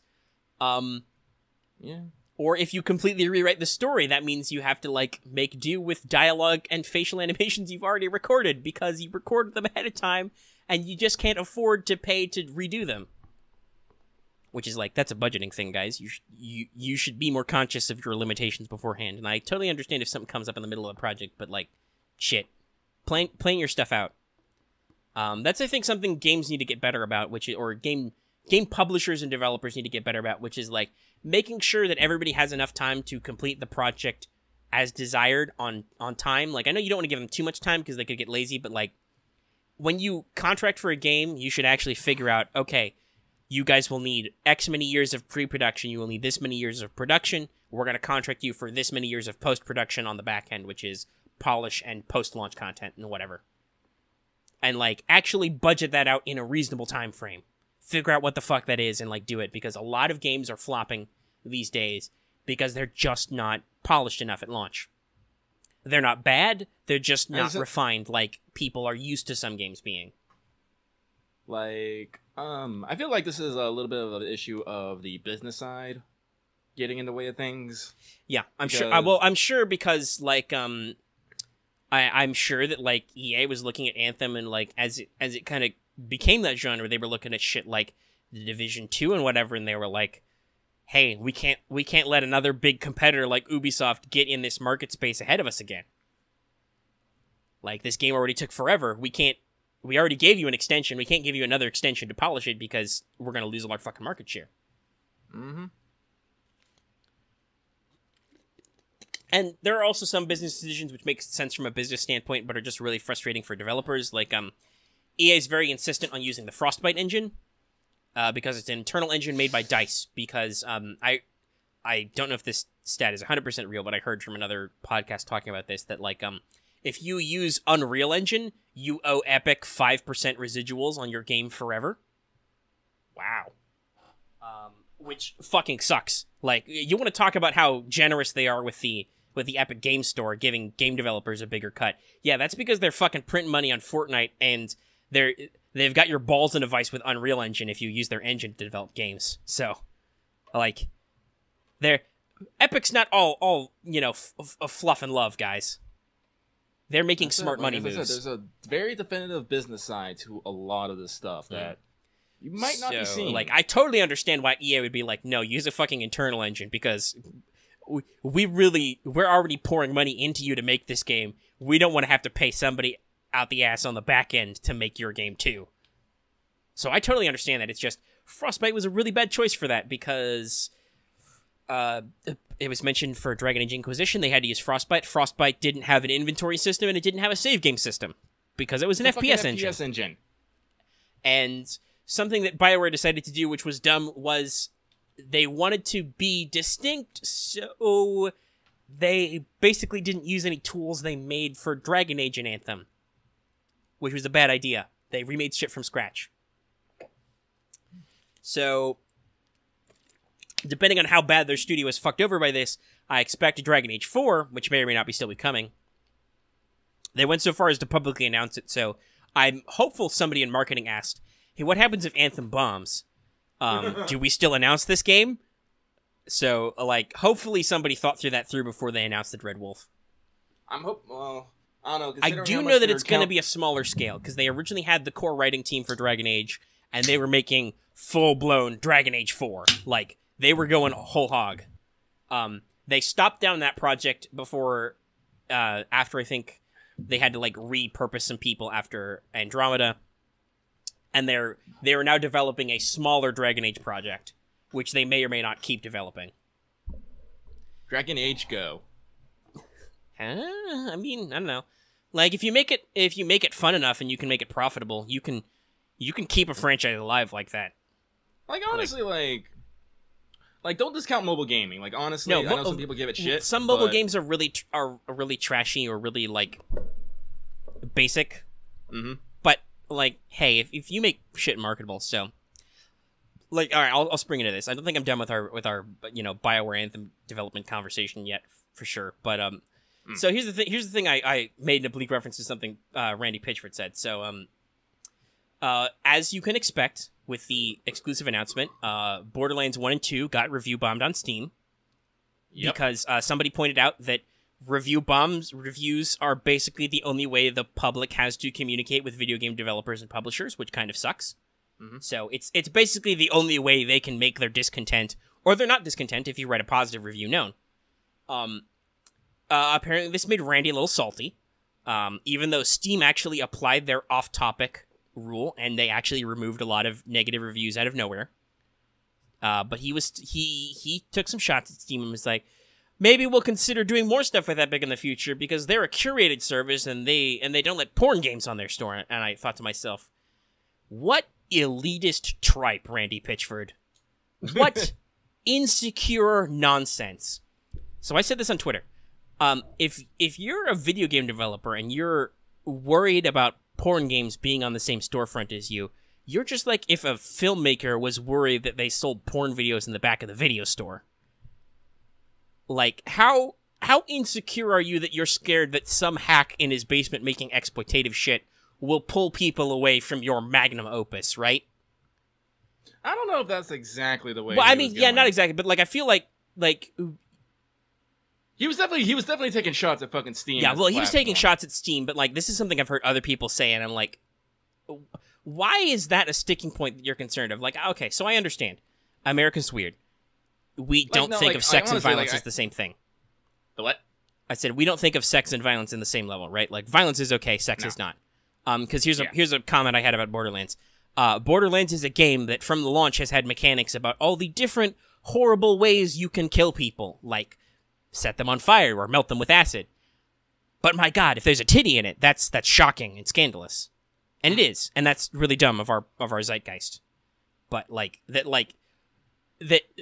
Not only that as a guy associated with this game, but in general, I think other people would agree that there's nothing controversial about his brutal murder game. But like I said, like, my God, being this uncurated state of porn games is scandalous.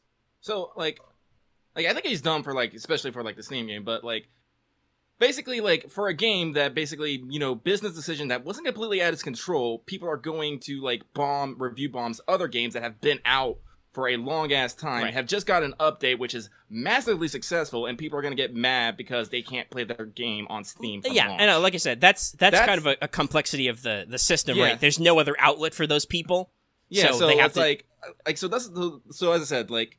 I mean, I can understand his salt. The way he handled it, though, I'm like, Randy, come on, you're a fucking CEO. I don't like. Also, I want to say, I don't think you should throw shots at Steam because Steam actually did something they didn't have to. They took away a lot of those bad reviews. They applied a rule in place to prevent review bombing, and they like. Yeah, but was that applied like from the start, or did I like take the weekend? I mean, it probably took the weekend or something, but it's because I can't say for sure because I feel like that was I always think by in the place, time he made the statements, they'd already done it though. But like, yeah, I think that was true, but because I felt like it was kind of weird for him to shit on Steam when they, considering that the game that he's talking about and that are coming from his company. I know they weren't fully in his control, but still, it's like Borderlands 3 has that exclusivity deal, so Steam has no reason to be kind to those guys other than maybe to try and woo them back. But the deal's already done, so like. They didn't necessarily have a business reason to do them favors. I think they just did it because they're trying to build up positive credit and be like, yeah, no, like, we hear you. We understand that some stuff's kind of weird and complex, and so we'll do a little bit of extra work for you that we didn't normally.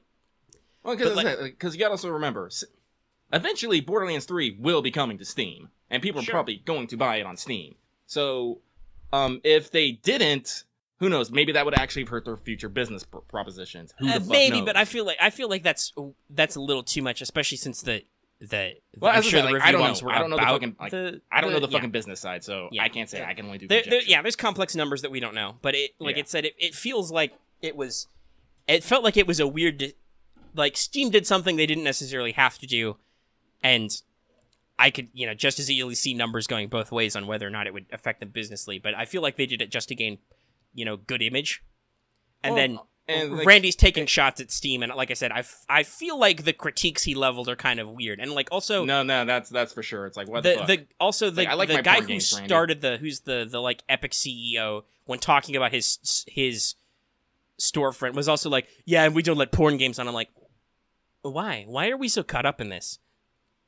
And like, I know Randy Sony as like an international conglomerate cares, but like Japanese developers who launched a lot of this video game shit. Mario and stuff, and like the Nintendo and the video game revolution. Real quick, can I derail you here for a second? Sure. So Axe is talking about like how Randy Pitchford, it seems like to be a lot of guys in the pressure, and how he wants to like him. I'm in the same boat. Like I watched the fucking trailer. He seems like a very fucking genuine dude, but because he seems so fucking genuine, he's gonna make fucking genuine mistakes in how he relates to people. And you can't forget, Randy Pitchford right now is involved in a lot of fucking legal trouble. Yeah, he's I totally understand he's under a lot of pressure. Like, and yeah, so like, cause like, this is the point I wanted to get in. Randy's talking about fucking porn games on Steam, where he's literally under investigation for leaving porn on a company USB drive and leaving that USB drive at a fucking like location where someone found it. That's like, Randy, you are not anyone to be casting stones about pornographic content, all right? Yeah, that's another good point, which is like, it's weird. Like I feel like he was, the way his tweets were phrased almost felt like he was parroting the thing that the Epic Studios guy said though, which was like, why is this your selling point? This is so weird to me. Like I said, it's like I mean, excuse me, I'm pretty sure if I go on Amazon, I can find porn. I could definitely find literary stuff that's really trashy. Oh no, dude, man, I've actually checked. No, they're actually selling like hentai and actually, like, yes, no, that's right. We've looked at some body pillow covers on Amazon before. Yeah, so you can just buy that shit. Do you care that I can physically buy your games on Amazon, which is a storefront that also sells pornographic materials? It's like it's such a weird sticking point that became a negative thing people are holding against Steam. It's like, what are you worried about? Like, okay, I get that some video game developers are sensitive because video games is like the new media on the block. Lots of people take shots at them that I don't necessarily buy into, right? Like, listen, hey, I have a BS in criminal justice. There has been plenty of research done about like media and how that affects like criminal or antisocial behaviors. let me tell you this honestly, guys. In case you didn't know this, dear audience, I went to a real boy 4-year college, and I have a real honest to God degree in criminal justice. I studied for this, and somebody gave me a piece of paper that said I studied it enough. There's no like one true answer to criminology. We have lots of little theories that explain different things, but there's no grand unified theory of criminal behavior. So, yes and no, media might contribute to like one person's particular problems, but usually the way it works out is there's something wrong with that person or with their environment already. Media doesn't necessarily affect them. So like, I am 100% against the idea that like, violent video games make you violent, or like weird sexy time stuff in games make you develop weird sexy time stuff. Like that's just you as a human developing, and if you have some kind of problem with your developing, that media is not necessarily gonna help or hurt that. Now, stressful adrenaline-filled games do make you stressful and adrenaline-filled, which is a thing you should watch out for, but like they don't necessarily teach you to be violent or something. So, like, going back to the topic of porn games on Steam. Yeah, basically. Do you know, like, honestly, like, that is something which I like to attribute, celebrate the creator. Let people get what they make out there. Yeah, and I think that's why Steam does it. Steam's policy is basically like, hey, if you're okay paying us our cut, which is a little high, but still, I mean, they're like, we'll fucking take whoever. You can. That's true market freedom. That's a truly free market on Steam. Is like, you can put what as long as you're okay with Steam and they're like fucking like their Greenlight program, their early access, we wouldn't have games like fucking Subnautica, like Undertale, like all these games which have like gone out there because Steam was all like, you want to make something weird? Is it gonna be okay? All right, go for it. Do people want to play it? Do it. And they had this kind of back and forth with pornographic stuff, like with Honey Pop and stuff. And there was some real concern that some of these games were going to get. And there's some visual novels which had some possibly explicit scenes and stuff that were being put out. Some were translated, some were just original U.S. productions. And it's just like, so there was some concern that with like Steam going back and forth, which is like, are they going to allow it? Are they going to not? Do we need to? I think the reason why Steam flipped was just like they realized that their customers, the people who are paying the games, don't care. And there was the concern that, like, those guys were going to go leave and make their own marketplace, which Steam would have no stake in. So as a business, they were like, no, fuck it. We're the free market. If you are willing to pay for a game that's on Steam, you can buy that game on Steam. Which is why, like I said, the division about porn is really weird. Because, like I said, how insecure are you that you feel like somebody's are you gonna lose market share to porn games or something? Like, are you just concerned about bad optics? Let me tell you, hey, people throwing bad optics on you were wrong. Like I said, trust me, I studied this. There's no real clear link to any of that shit to, crime or whatever. There's lots of other little factors that we still haven't sorted out.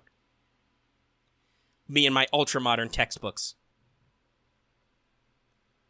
So yeah, it's like I said, that particular like cookie cutter commentary really got me as like a guy who appreciates a free and open market, and at the same time, I'm not real hung up about sexual stuff either. So it's like, no, dude, like I tell you right now, I have like as I said, like I play some saucy games. I have like fucking several like visual novel games like on my Steam. I haven't played them yet because we've talked about for a couple of different shows about our struggle to get boobs enabled in Conan. Yeah. And it's like, I am a man who appreciates the female aesthetic. And so, but like, it's again, one of those things of take it or leave it. Like, it's like, yeah, there's porn games on there. It's like, if I don't actually like, if I have a problem with the game, don't fucking buy it. And yeah, exactly. That's great. You can like, you don't have to. And, like, Steam has tools which are like, hey, are you the appropriate fucking age to buy this game? Which is a lot more to be said than, like, retail stores, once again. Like, there are all kinds of cases where I saw browsing those stores where, like, parents would go up and buy games for their kids without giving a fuck, or kids would just buy games without being properly carded or whatever. Like, Yeah, Steam makes you, like, we've had this before trying to look up, like, questions and answers on Steam. If you're not logged in, it's like, are you okay viewing adult content in this game? I'm like, yeah, fucking yeah, Steam. I'm just browsing the fucking forums. But, like, they try to age gate me. They're like, yo, are you old enough? So, like, Steam has a decent amount of curation tools, and they should improve them a little bit, and I think they're being pushed to do that, but, like, no, I don't think Steam is perfect, but goddamn, did they set an industry standard, and while sure that I think that's some stuff Epic is doing is, I think, helping, at the same time, it's like, one, Epic has a real easy excuse that they're trying to corner more market space because they have one of the best-selling, the best, most profitable games ever, which is Fortnite Battle Royale. Also, like we said, they've if you use Unreal Engine, they've kind of got you on a hook for a while. So, like, they have many alternate profit streams, and so Steam, I think, at this point, just has their storefront and things that are integrated into it. Like, okay, when was the last time Valve came out with a fucking game. They run big games like Counter-Strike. There we go. I remember that. I blanked on the name for a second, but they run big games like Counter-Strike and Dota 2 is Valve, right? I don't know. I think so. Actually, I don't know. They've got one of those big multiplayer fucking big deal esports games, but all those are run through Steam, so all their eggs are in a basket. So, like, they don't necessarily have a lot of freedom to, like, jump around to other projects,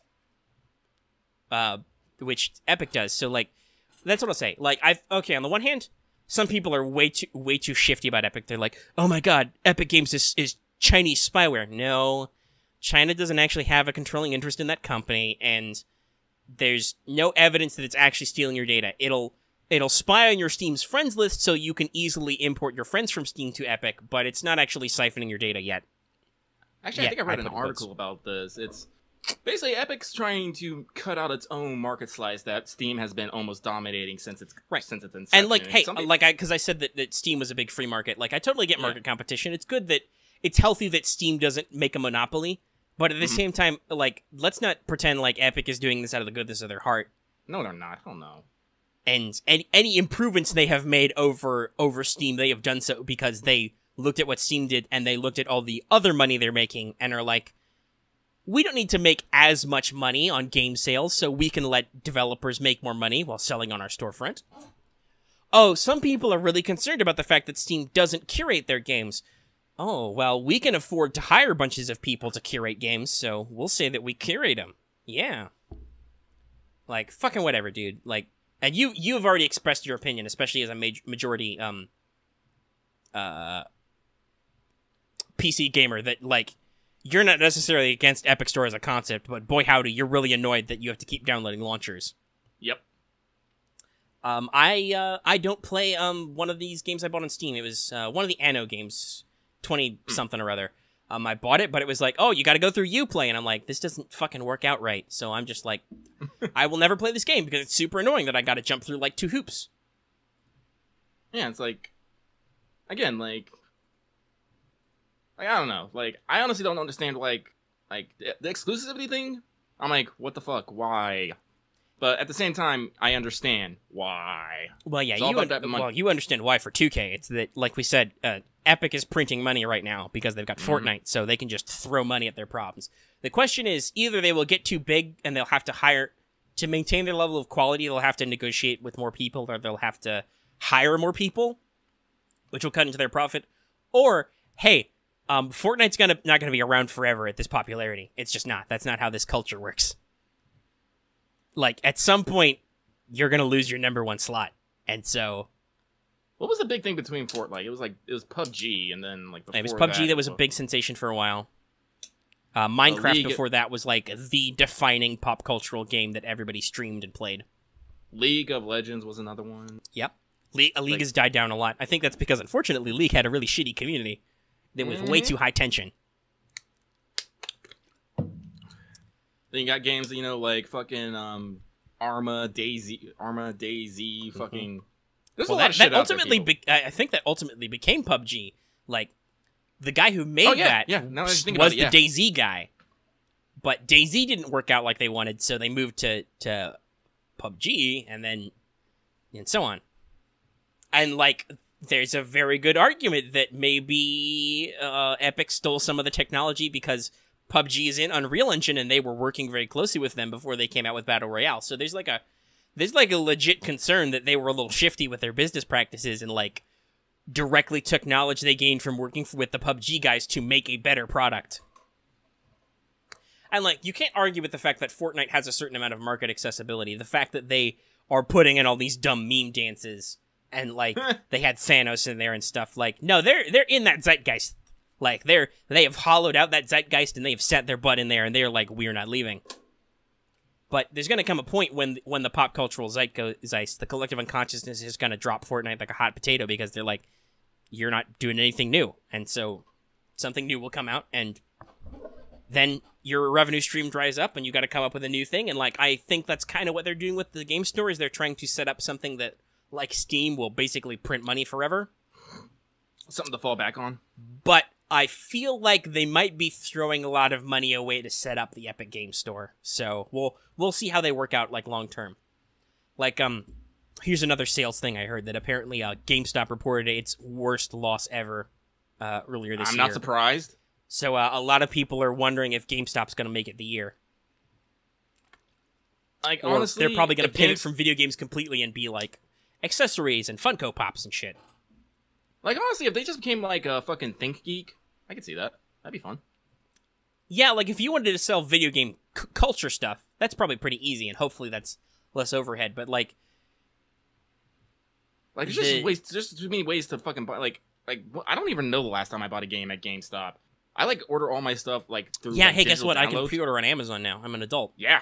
I think the last thing I bought big at a GameStop was I turned in a shitload of games for Games Credit, and I pre-ordered the first new Deus Ex, Human Revolution. That was the last time I pre-ordered at GameStop. Because, hey, guess what? Amazon now will take pre-orders, and they'll deliver it right to my door. On time, too. Oh, the progression. Heck, we talked about this for Extella Link. Amazon broke fucking Street Date. Yep. We got our shit early. So, yeah, it's Amazon Prime. It might be, like, a lot of fucking money a year, but goddamn, it's worth it. It's real good. And, like, I've heard people kind of bemoan the loss of brick and mortar, and, like, we've talked about this before, too. Like, if you have a brick and mortar store you love, fucking support them, because otherwise they will just die. They will dry up and die. But at the same time, like, culture and civilization is going to progress, especially as we move into the digital medium. Right, and honestly, like, retail stores like GameStop were an advancement once. Like, a chain stores was a thing that people thought up and invented, basically, that system, that schema.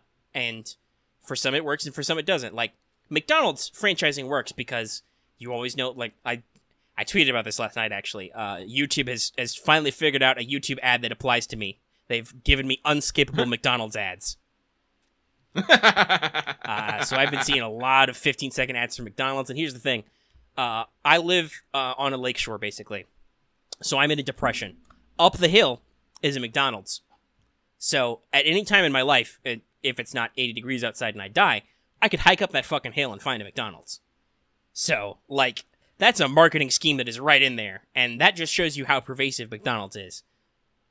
I can't quite throw a rock and hit it from my house, but, like, we're in that ballpark. I think we're literally within a ballpark of each other, actually. So, like, yeah, no. So certain franchises are super convenient. I don't think GameStop quite ever got the penetration that McDonald's did, but that's because you can't literally drive into a GameStop and be like, hold on, let me do my my drive-in through voice. I'm like, hey, yeah, can I get a couple copies of that let's see, what's hot this month? What do you want, Jimmy? Yeah, give me 2 Call of Duties and an order of fries. Does that come with a snapback? Yeah, you can't do that at GameStop. That'd be real fun if you could, but you can't. That's what Amazon is for. That's like, hey, what do I want?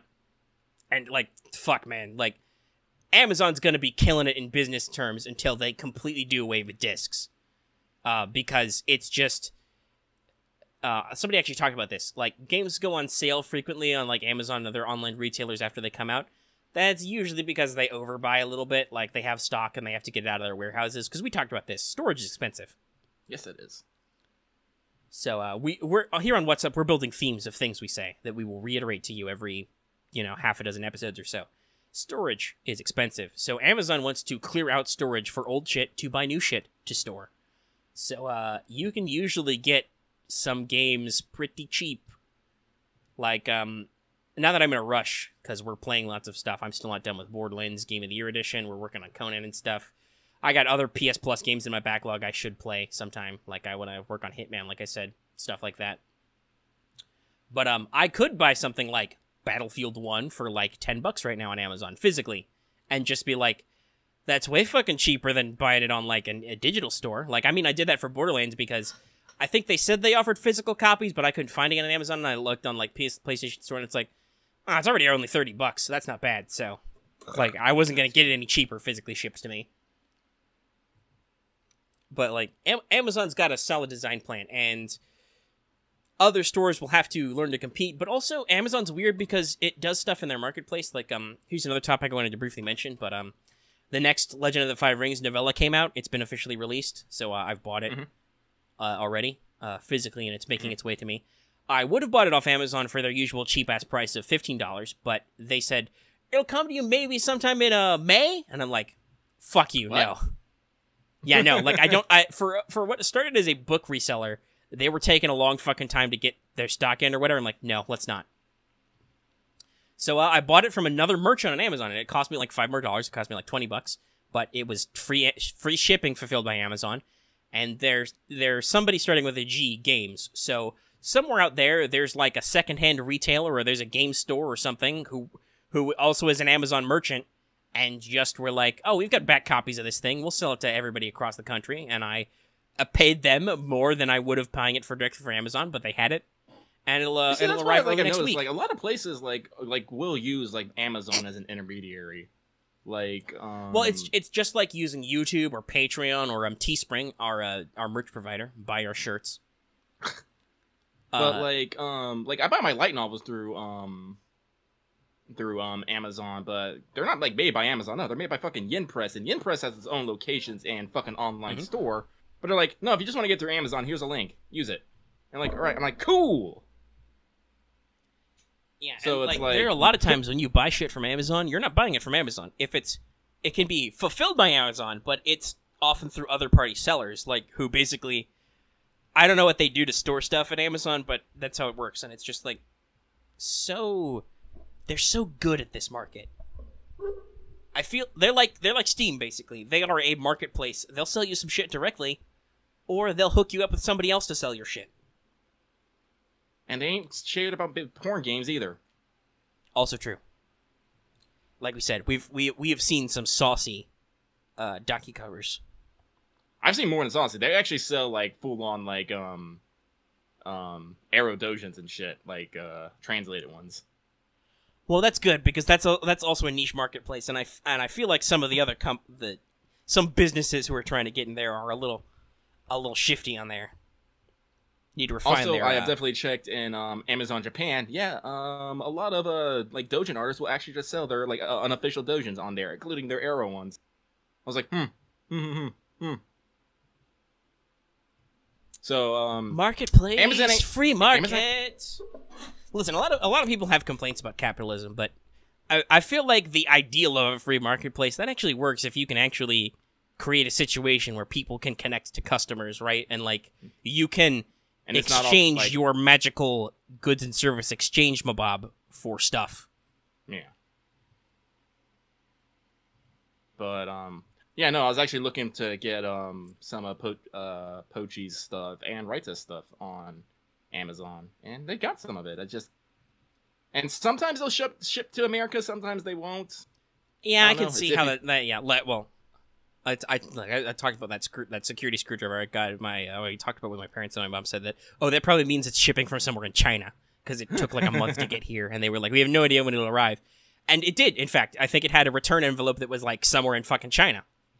So I bought a made in China screwdriver directly from China, and it arrived at my doorstep in Florida. Like, it took a month, but hey, it was here.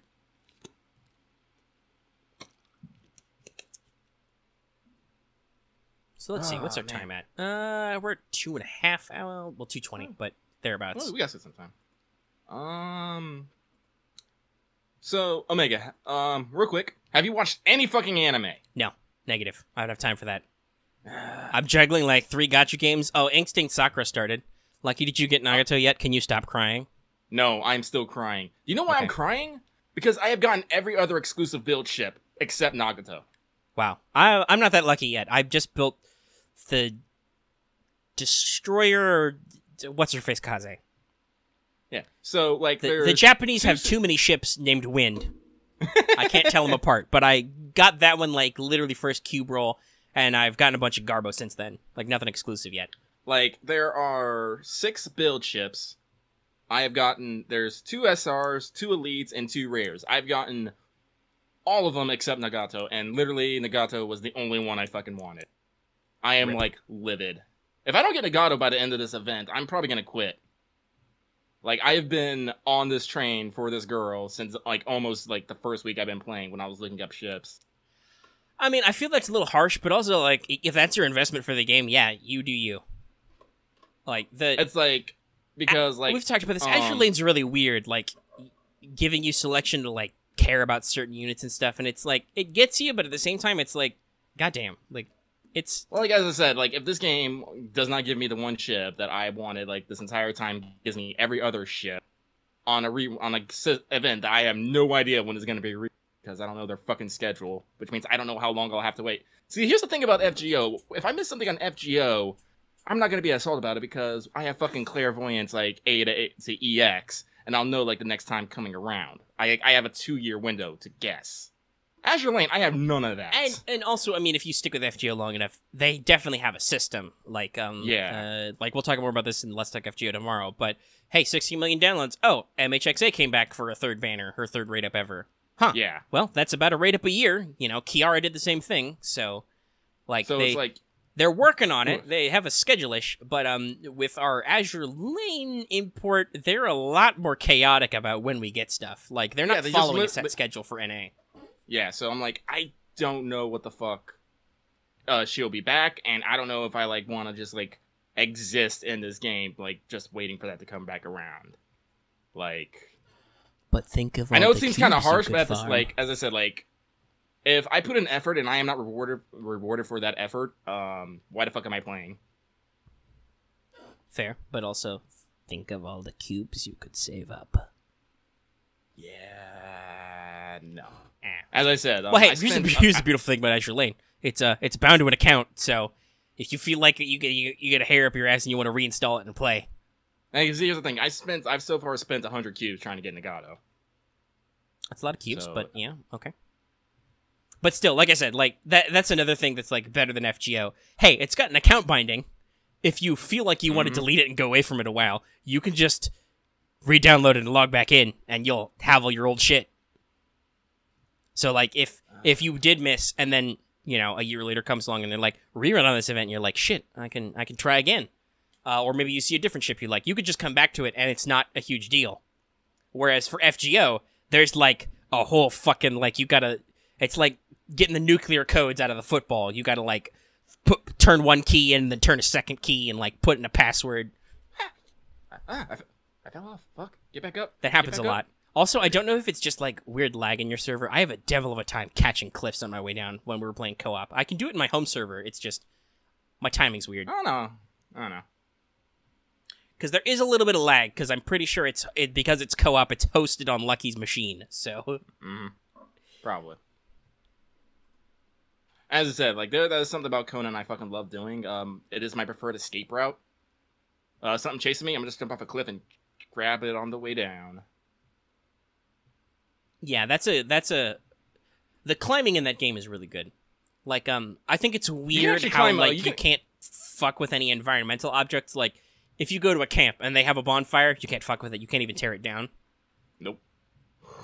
But if you have the stamina for it, there is so much climbing and stuff you can do. You can climb down. You have a special animation to catch a wall as you slide down it.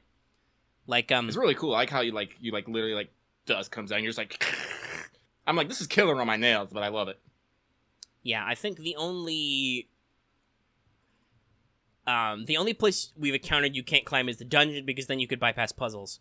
And I mean, I see why they did it. I still feel it's a little janky. I don't necessarily like that dungeon, but I know that Axe wants to build more abyssal shit, so I'm sure he'll be there, and I'll just quietly steal fangs and eventually make sick arrows. Sick arrows. But yeah, it's like, it feels weird that they take that gift away from you just to make puzzles work, and it's a little annoying. But also they have like rising and falling water, which their engine is not really optimized for. It's a little janky. It's not like how the water impossible. rises. I don't rise with it. I'm just all of a sudden underwater. I'm like, okay. Yeah, it's not like it makes it really hard. It's just it's really weird to play. It's like it doesn't flow like the rest of the parts of the game. Yeah, I do enjoy like they tried to add like something dynamic, but I don't know. Yeah, like the engine's a little rough, but the game was in early access forever, so it's like, it's a polishing thing. Heck, and it's also still being updated. I think there was a patch for the PS4 version like just the other day. Oh yeah. I don't remember what they added. It wasn't anything like serious. It's just like they fixed some UI stuff and maybe some bugs. Yeah. But like they're still refining. There's some DLC for it. I don't think we'll get because I don't think we care. No, not particularly. No. They did free DLC. That's what all that North shit is. Fucking that giant icy map. place. Why? It's so far, so distant. But yeah, no. I've been playing other games. They announced when they're going to do their next super hard event for Girls Frontline, so I'm casually beating my head against the wall in that game. I think I said that I got RO. I definitely tweeted it. No, you didn't say it on here. Well, on mic, yeah, I completed Chapter 7, so I'm working on leveling that one up. Got some other stuff going on. Working on leveling up my fairies. Pretty casual existence. And now there's a lot of grinding to do for FGO for like 2 weeks probably, but I'll talk about that later. Who knows? Like, I've come to a realization that like anime for me is not a constant. It's kind of like an up and down thing. Like games and certain types of internet videos, those are constant. That's a media I'm always consuming. Actual plays are another thing. Like I've got a huge backlog of actual plays from various podcasts I've downloaded, and I'll find a campaign or a one shot that suits my mood, and I'll listen to that while I do other stuff.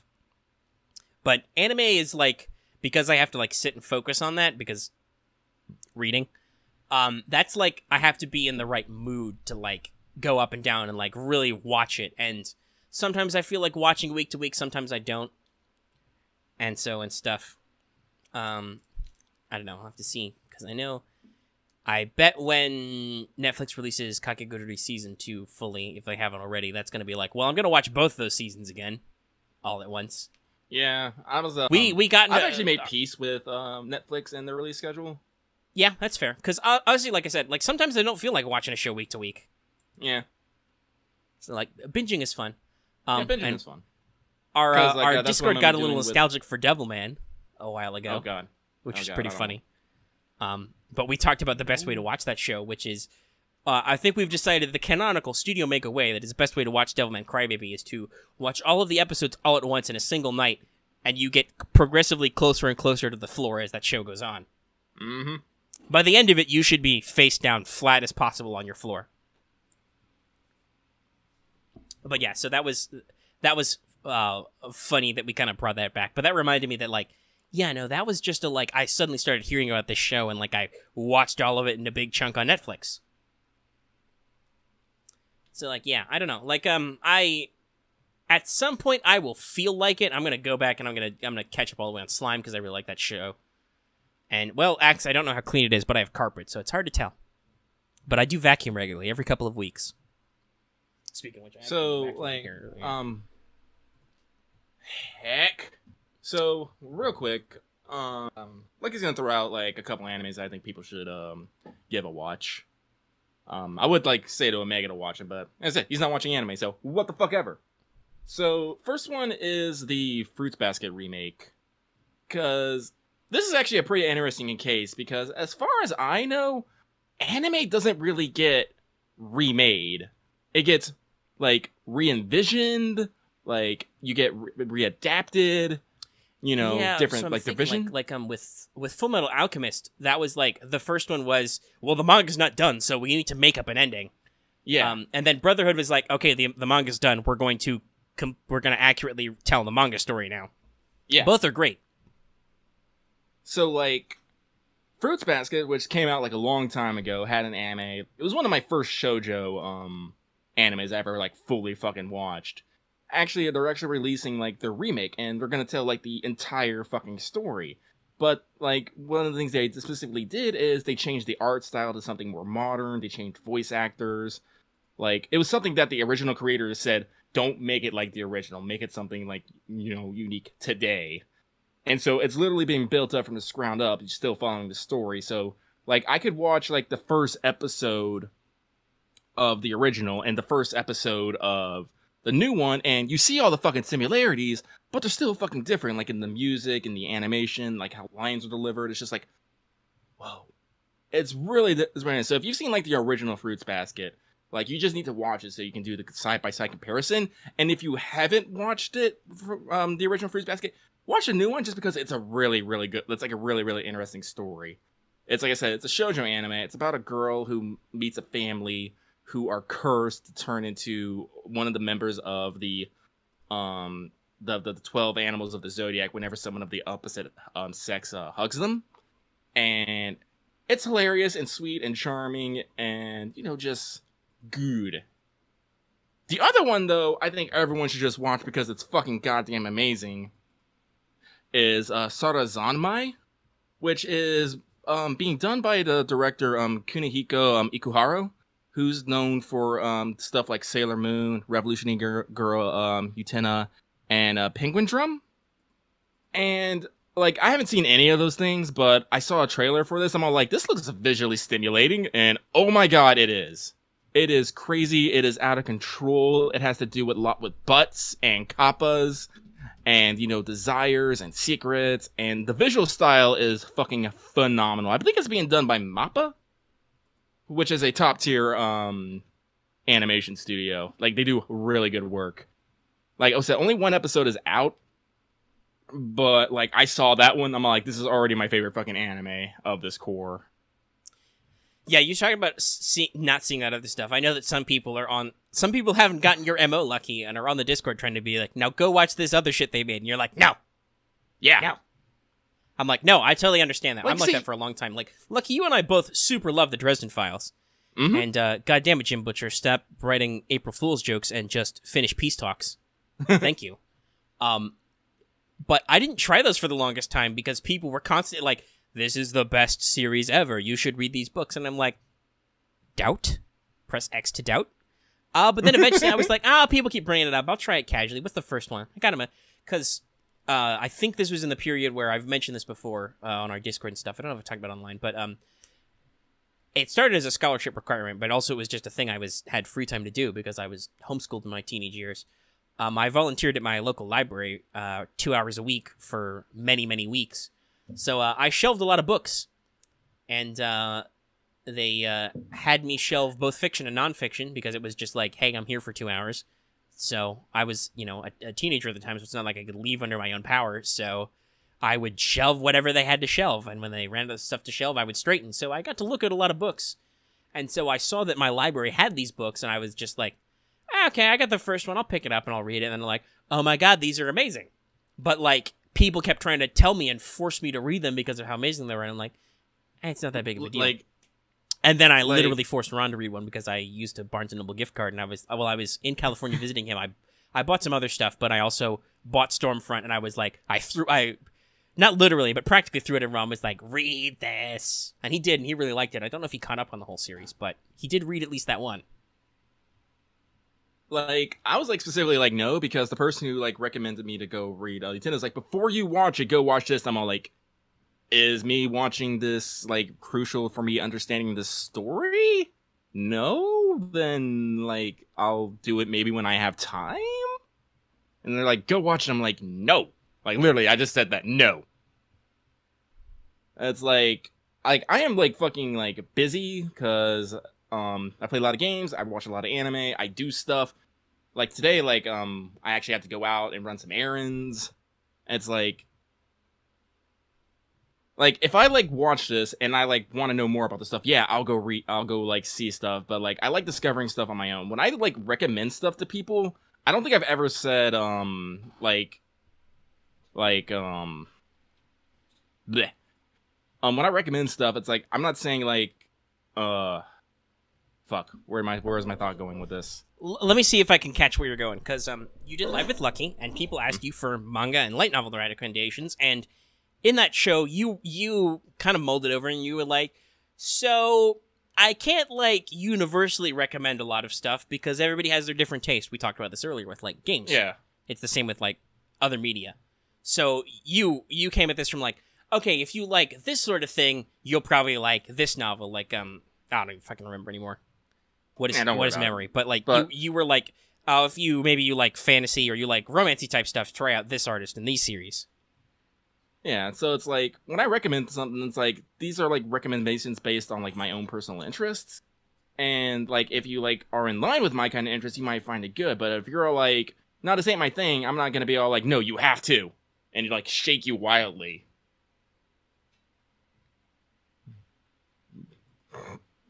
Ugh, man.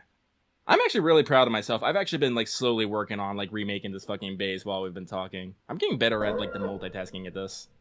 Hey, multitasking is an acquired skill. I spent years developing the ability to listen to stuff and play games at the same time, and only a little bit of time working on the ability to talk and also play games. Yes, One Fat Panda got it right. Sarazanmai. It's, like, visually, it's fucking astounding. The story is gonna be hit or miss for people. Because, for those who are not in the know, Kappa is one of the mythical Japanese yokai that are pretty fucking infamous for a couple things. One, they really like cucumbers. Two, they have a bottle of water. They have a bowl of water on their head that, like, they'll die if they dries out. And three, they like to shove their hands up your butt and pull out your shirokodama, which is a jewel in your anus. So, butt stuff. And, let me tell you, this anime is not shy about that butt stuff. It's pretty fucking hilarious in my book, but some people might be a little queasy. Yeah, so that's the point, is, like, everybody got their own taste. Yeah. Well, and, like, I can totally understand if you follow a creator or a series for a long time, and, like if somebody dips their toe in, and they're like, oh, there's a lot more of this you gotta read, but at the same time, it's like, I don't necessarily like to push recommendations on people. I will ask people for some recommendations based on stuff they like. Like, if I was gonna, like, suddenly jump back in, I'm like, alright, I'm not doing anything this week but watching anime. Hey, Lucky, what anime came out in the last 6 months that we haven't talked about that I should watch? And Lucky would throw me a list, and I'm like, okay, I'm gonna just hack half of these off because I don't care, but I'll watch some of them. Because, hey, I'm my own person, and I got my own filter. It's like, that's why I stopped asking about, mostly, like about anime, because I know you're not watching. You're not gonna like this. But I wanted to like do these recommendations because like the first people ask. Yeah, it's people are like we'll give recommendations, but like you said, we like to color them. Like if you wanted me to recommend RPGs, like for instance, like tabletop stuff, I have read so many and not run nearly enough of them.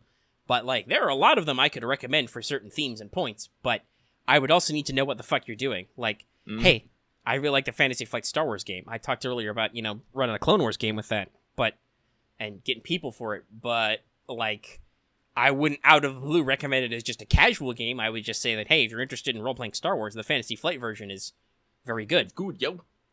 And I haven't played WEG, the West End games. Like, I know that's really classic for some people. I feel like there are some people who are in the modern era are way too insistent. They're like, I feel like I've heard people take some shots at stuff Fantasy Flight does as like, oh, but WEG does it better. And I'm like, okay, calm down. West End Games, that's the original Star Wars D6 system, which was like founded a lot of the EU. Like a lot of those source books came up with a lot of concepts that were carried into the Star Wars expanded universe thereafter.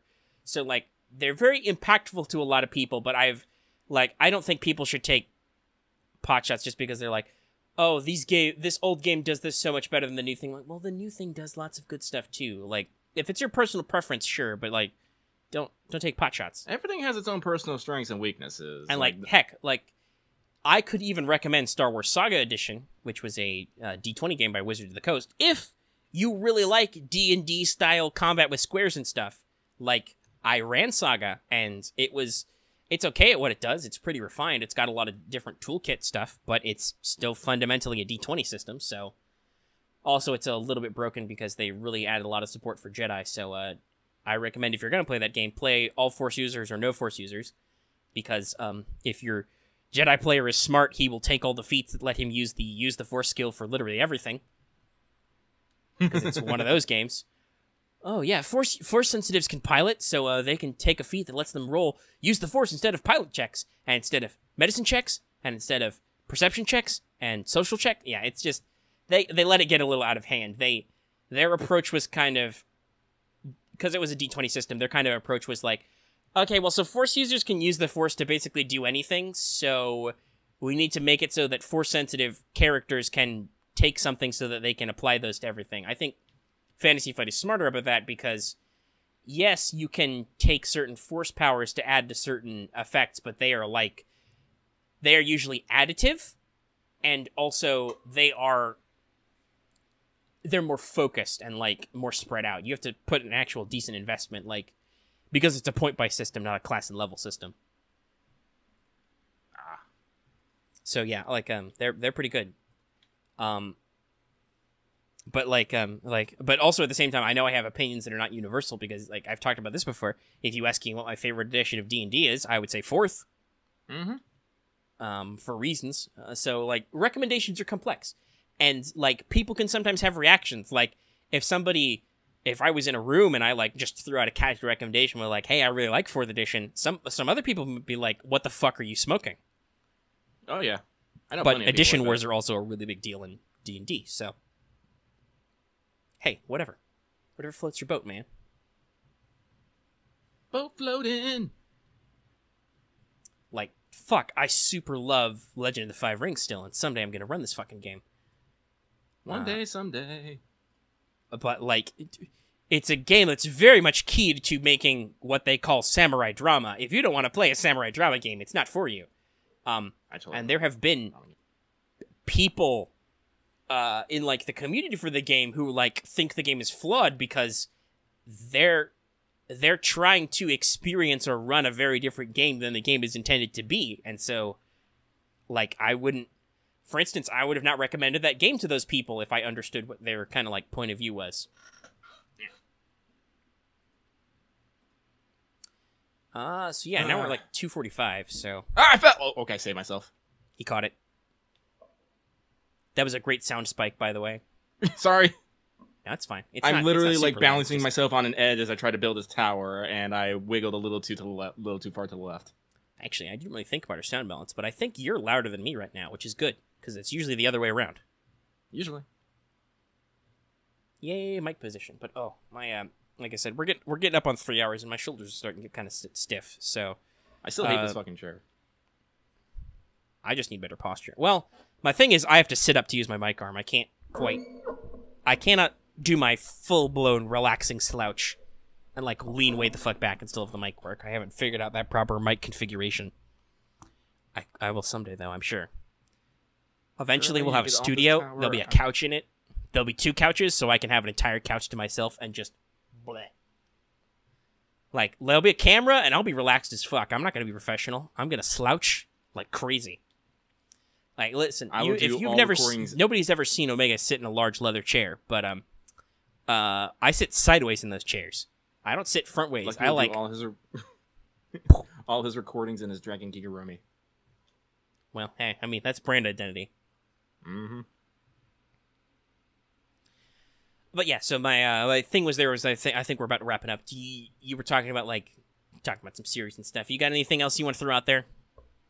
Not at the moment. As I said, the course just got started, and as I said, as a general rule, and I hear a lot of people do this. The three episode rule. Mm-hmm. Before you can say anything's like give a show a chance to, like, present and wrap up its first plot points. Yeah. And that's why I can only recommend those the 2 I mentioned for sure, because as I said, Fruits Basket is something that I think is an interesting case, And Saruzaimon is something that just blew me out of the water. Episode 1, I had to like. There's actually like news articles on it like right now about people about losing their fucking mind over damn anime.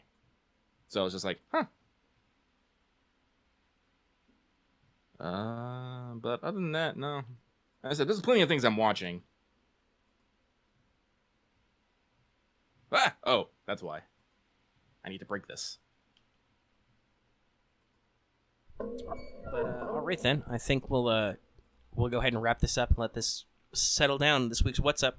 We hope you enjoyed it. We hope you don't mind the schedule flip. But like I said, I asked Lucky when I saw him being active in Discord. I was like, hey, you want to flip the script and do What's Up today? Because there was a fucking Star Wars trailer today. Which I probably should have paid. He's just down the clown with a lot of stuff. I probably should have paid closer attention, but that kind of came out of nowhere for me. I was like, I just got up and I'm scrolling on Twitter and I'm like, it's here. # episode 9. And there's a fucking trailer. And I'm like, people were calling it because I know Ron for a fact was like saying like they're totally going to do a fucking trailer. Well, yeah, because it was Celebration. So I was like, there'll probably be something. But I was like, oh, I was not expecting like this morning to wake up and open up Twitter and be like, yo, here's a fucking trailer. And I was like, huh. And then I immediately jumped in our Discord to have a discussion about it. Anyway, it was speaking of our Discord. I didn't even follow it. Yep. No, I don't think you were paying attention to Discord at that moment. Oh god! Oh god! Oh, okay, I'm safe. You were probably doing that. Sorry. Speaking of Discord, let's go ahead and wind down. And first of all, if you like this video, give it a like. Always great to see likes and stuff. If you have any comments about anything we talked about today, Star Wars stuff, video game stuff, whatever, you can hit us up with those in the comments, or you can join our Discord. That link is in the description. Though I will say, if you're gonna just like yell about how you didn't like or did like The Last Jedi is just like it was the worst or it was the best and not anything substantive, just miss us with that. Like I think we're pretty set in our opinions at this stage, so don't fight about it. If you want to offer like critical things about like why you didn't like or did like stuff about it, go for it. But I talk with Star Wars people a lot, so like you can get some very salty replies out of people on certain subjects. So just don't. And if you're new here, please subscribe to us. We're getting closer to 1,800 subs, and I'm pretty sure I said like a couple weeks ago if we hit 1,800, we'll do some public episodes. So as a reminder, I probably said that. So consider that, do public stuff. And if you want more public episodes and you're already subscribed, get your friends to subscribe. It's a pyramid scheme. You get 2 people under you to subscribe, and they get 2 people, and then we get more subs. Also, like it says at the front of the show, consider supporting us on Patreon. You can get access to this episode in audio format early, like, in a couple of hours as opposed to waiting a day or 2. Because audio takes way less time to render than video does. And it really helps us out, gives you access to other stuff. You can join us live. You can have your name read off at the front of the show. You can get access to certain polls and stuff. Speaking of which, the topic post for Patreon Q&A is up again. We have at least one question. I don't remember if we got more, but we got at least one, so we'll have another one of those videos. Which actually did okay. I think it got over 50 views, which is pretty good considering that's like a little over our number of total patrons who didn't even ask us all questions. So, it hit an audience. We should mention that you're not ready to do another topic quite yet, but Lucky Live came out and stuff, and you undershot a little, buddy. It's got about 150 views. Mm-hmm. So that's about what a What's Up does. So yeah, that's good and healthy. I'll say I'm pleasantly surprised. I'm frequently pleasantly surprised by our audience. Thanks, guys. And you guys are gems. Yeah, we'll see you guys next time for What's Up, and look out for Let's Talk FGO too, because that's a big show that we do. Mm-hmm. And we'll see you next time, whatever form that is. Laters.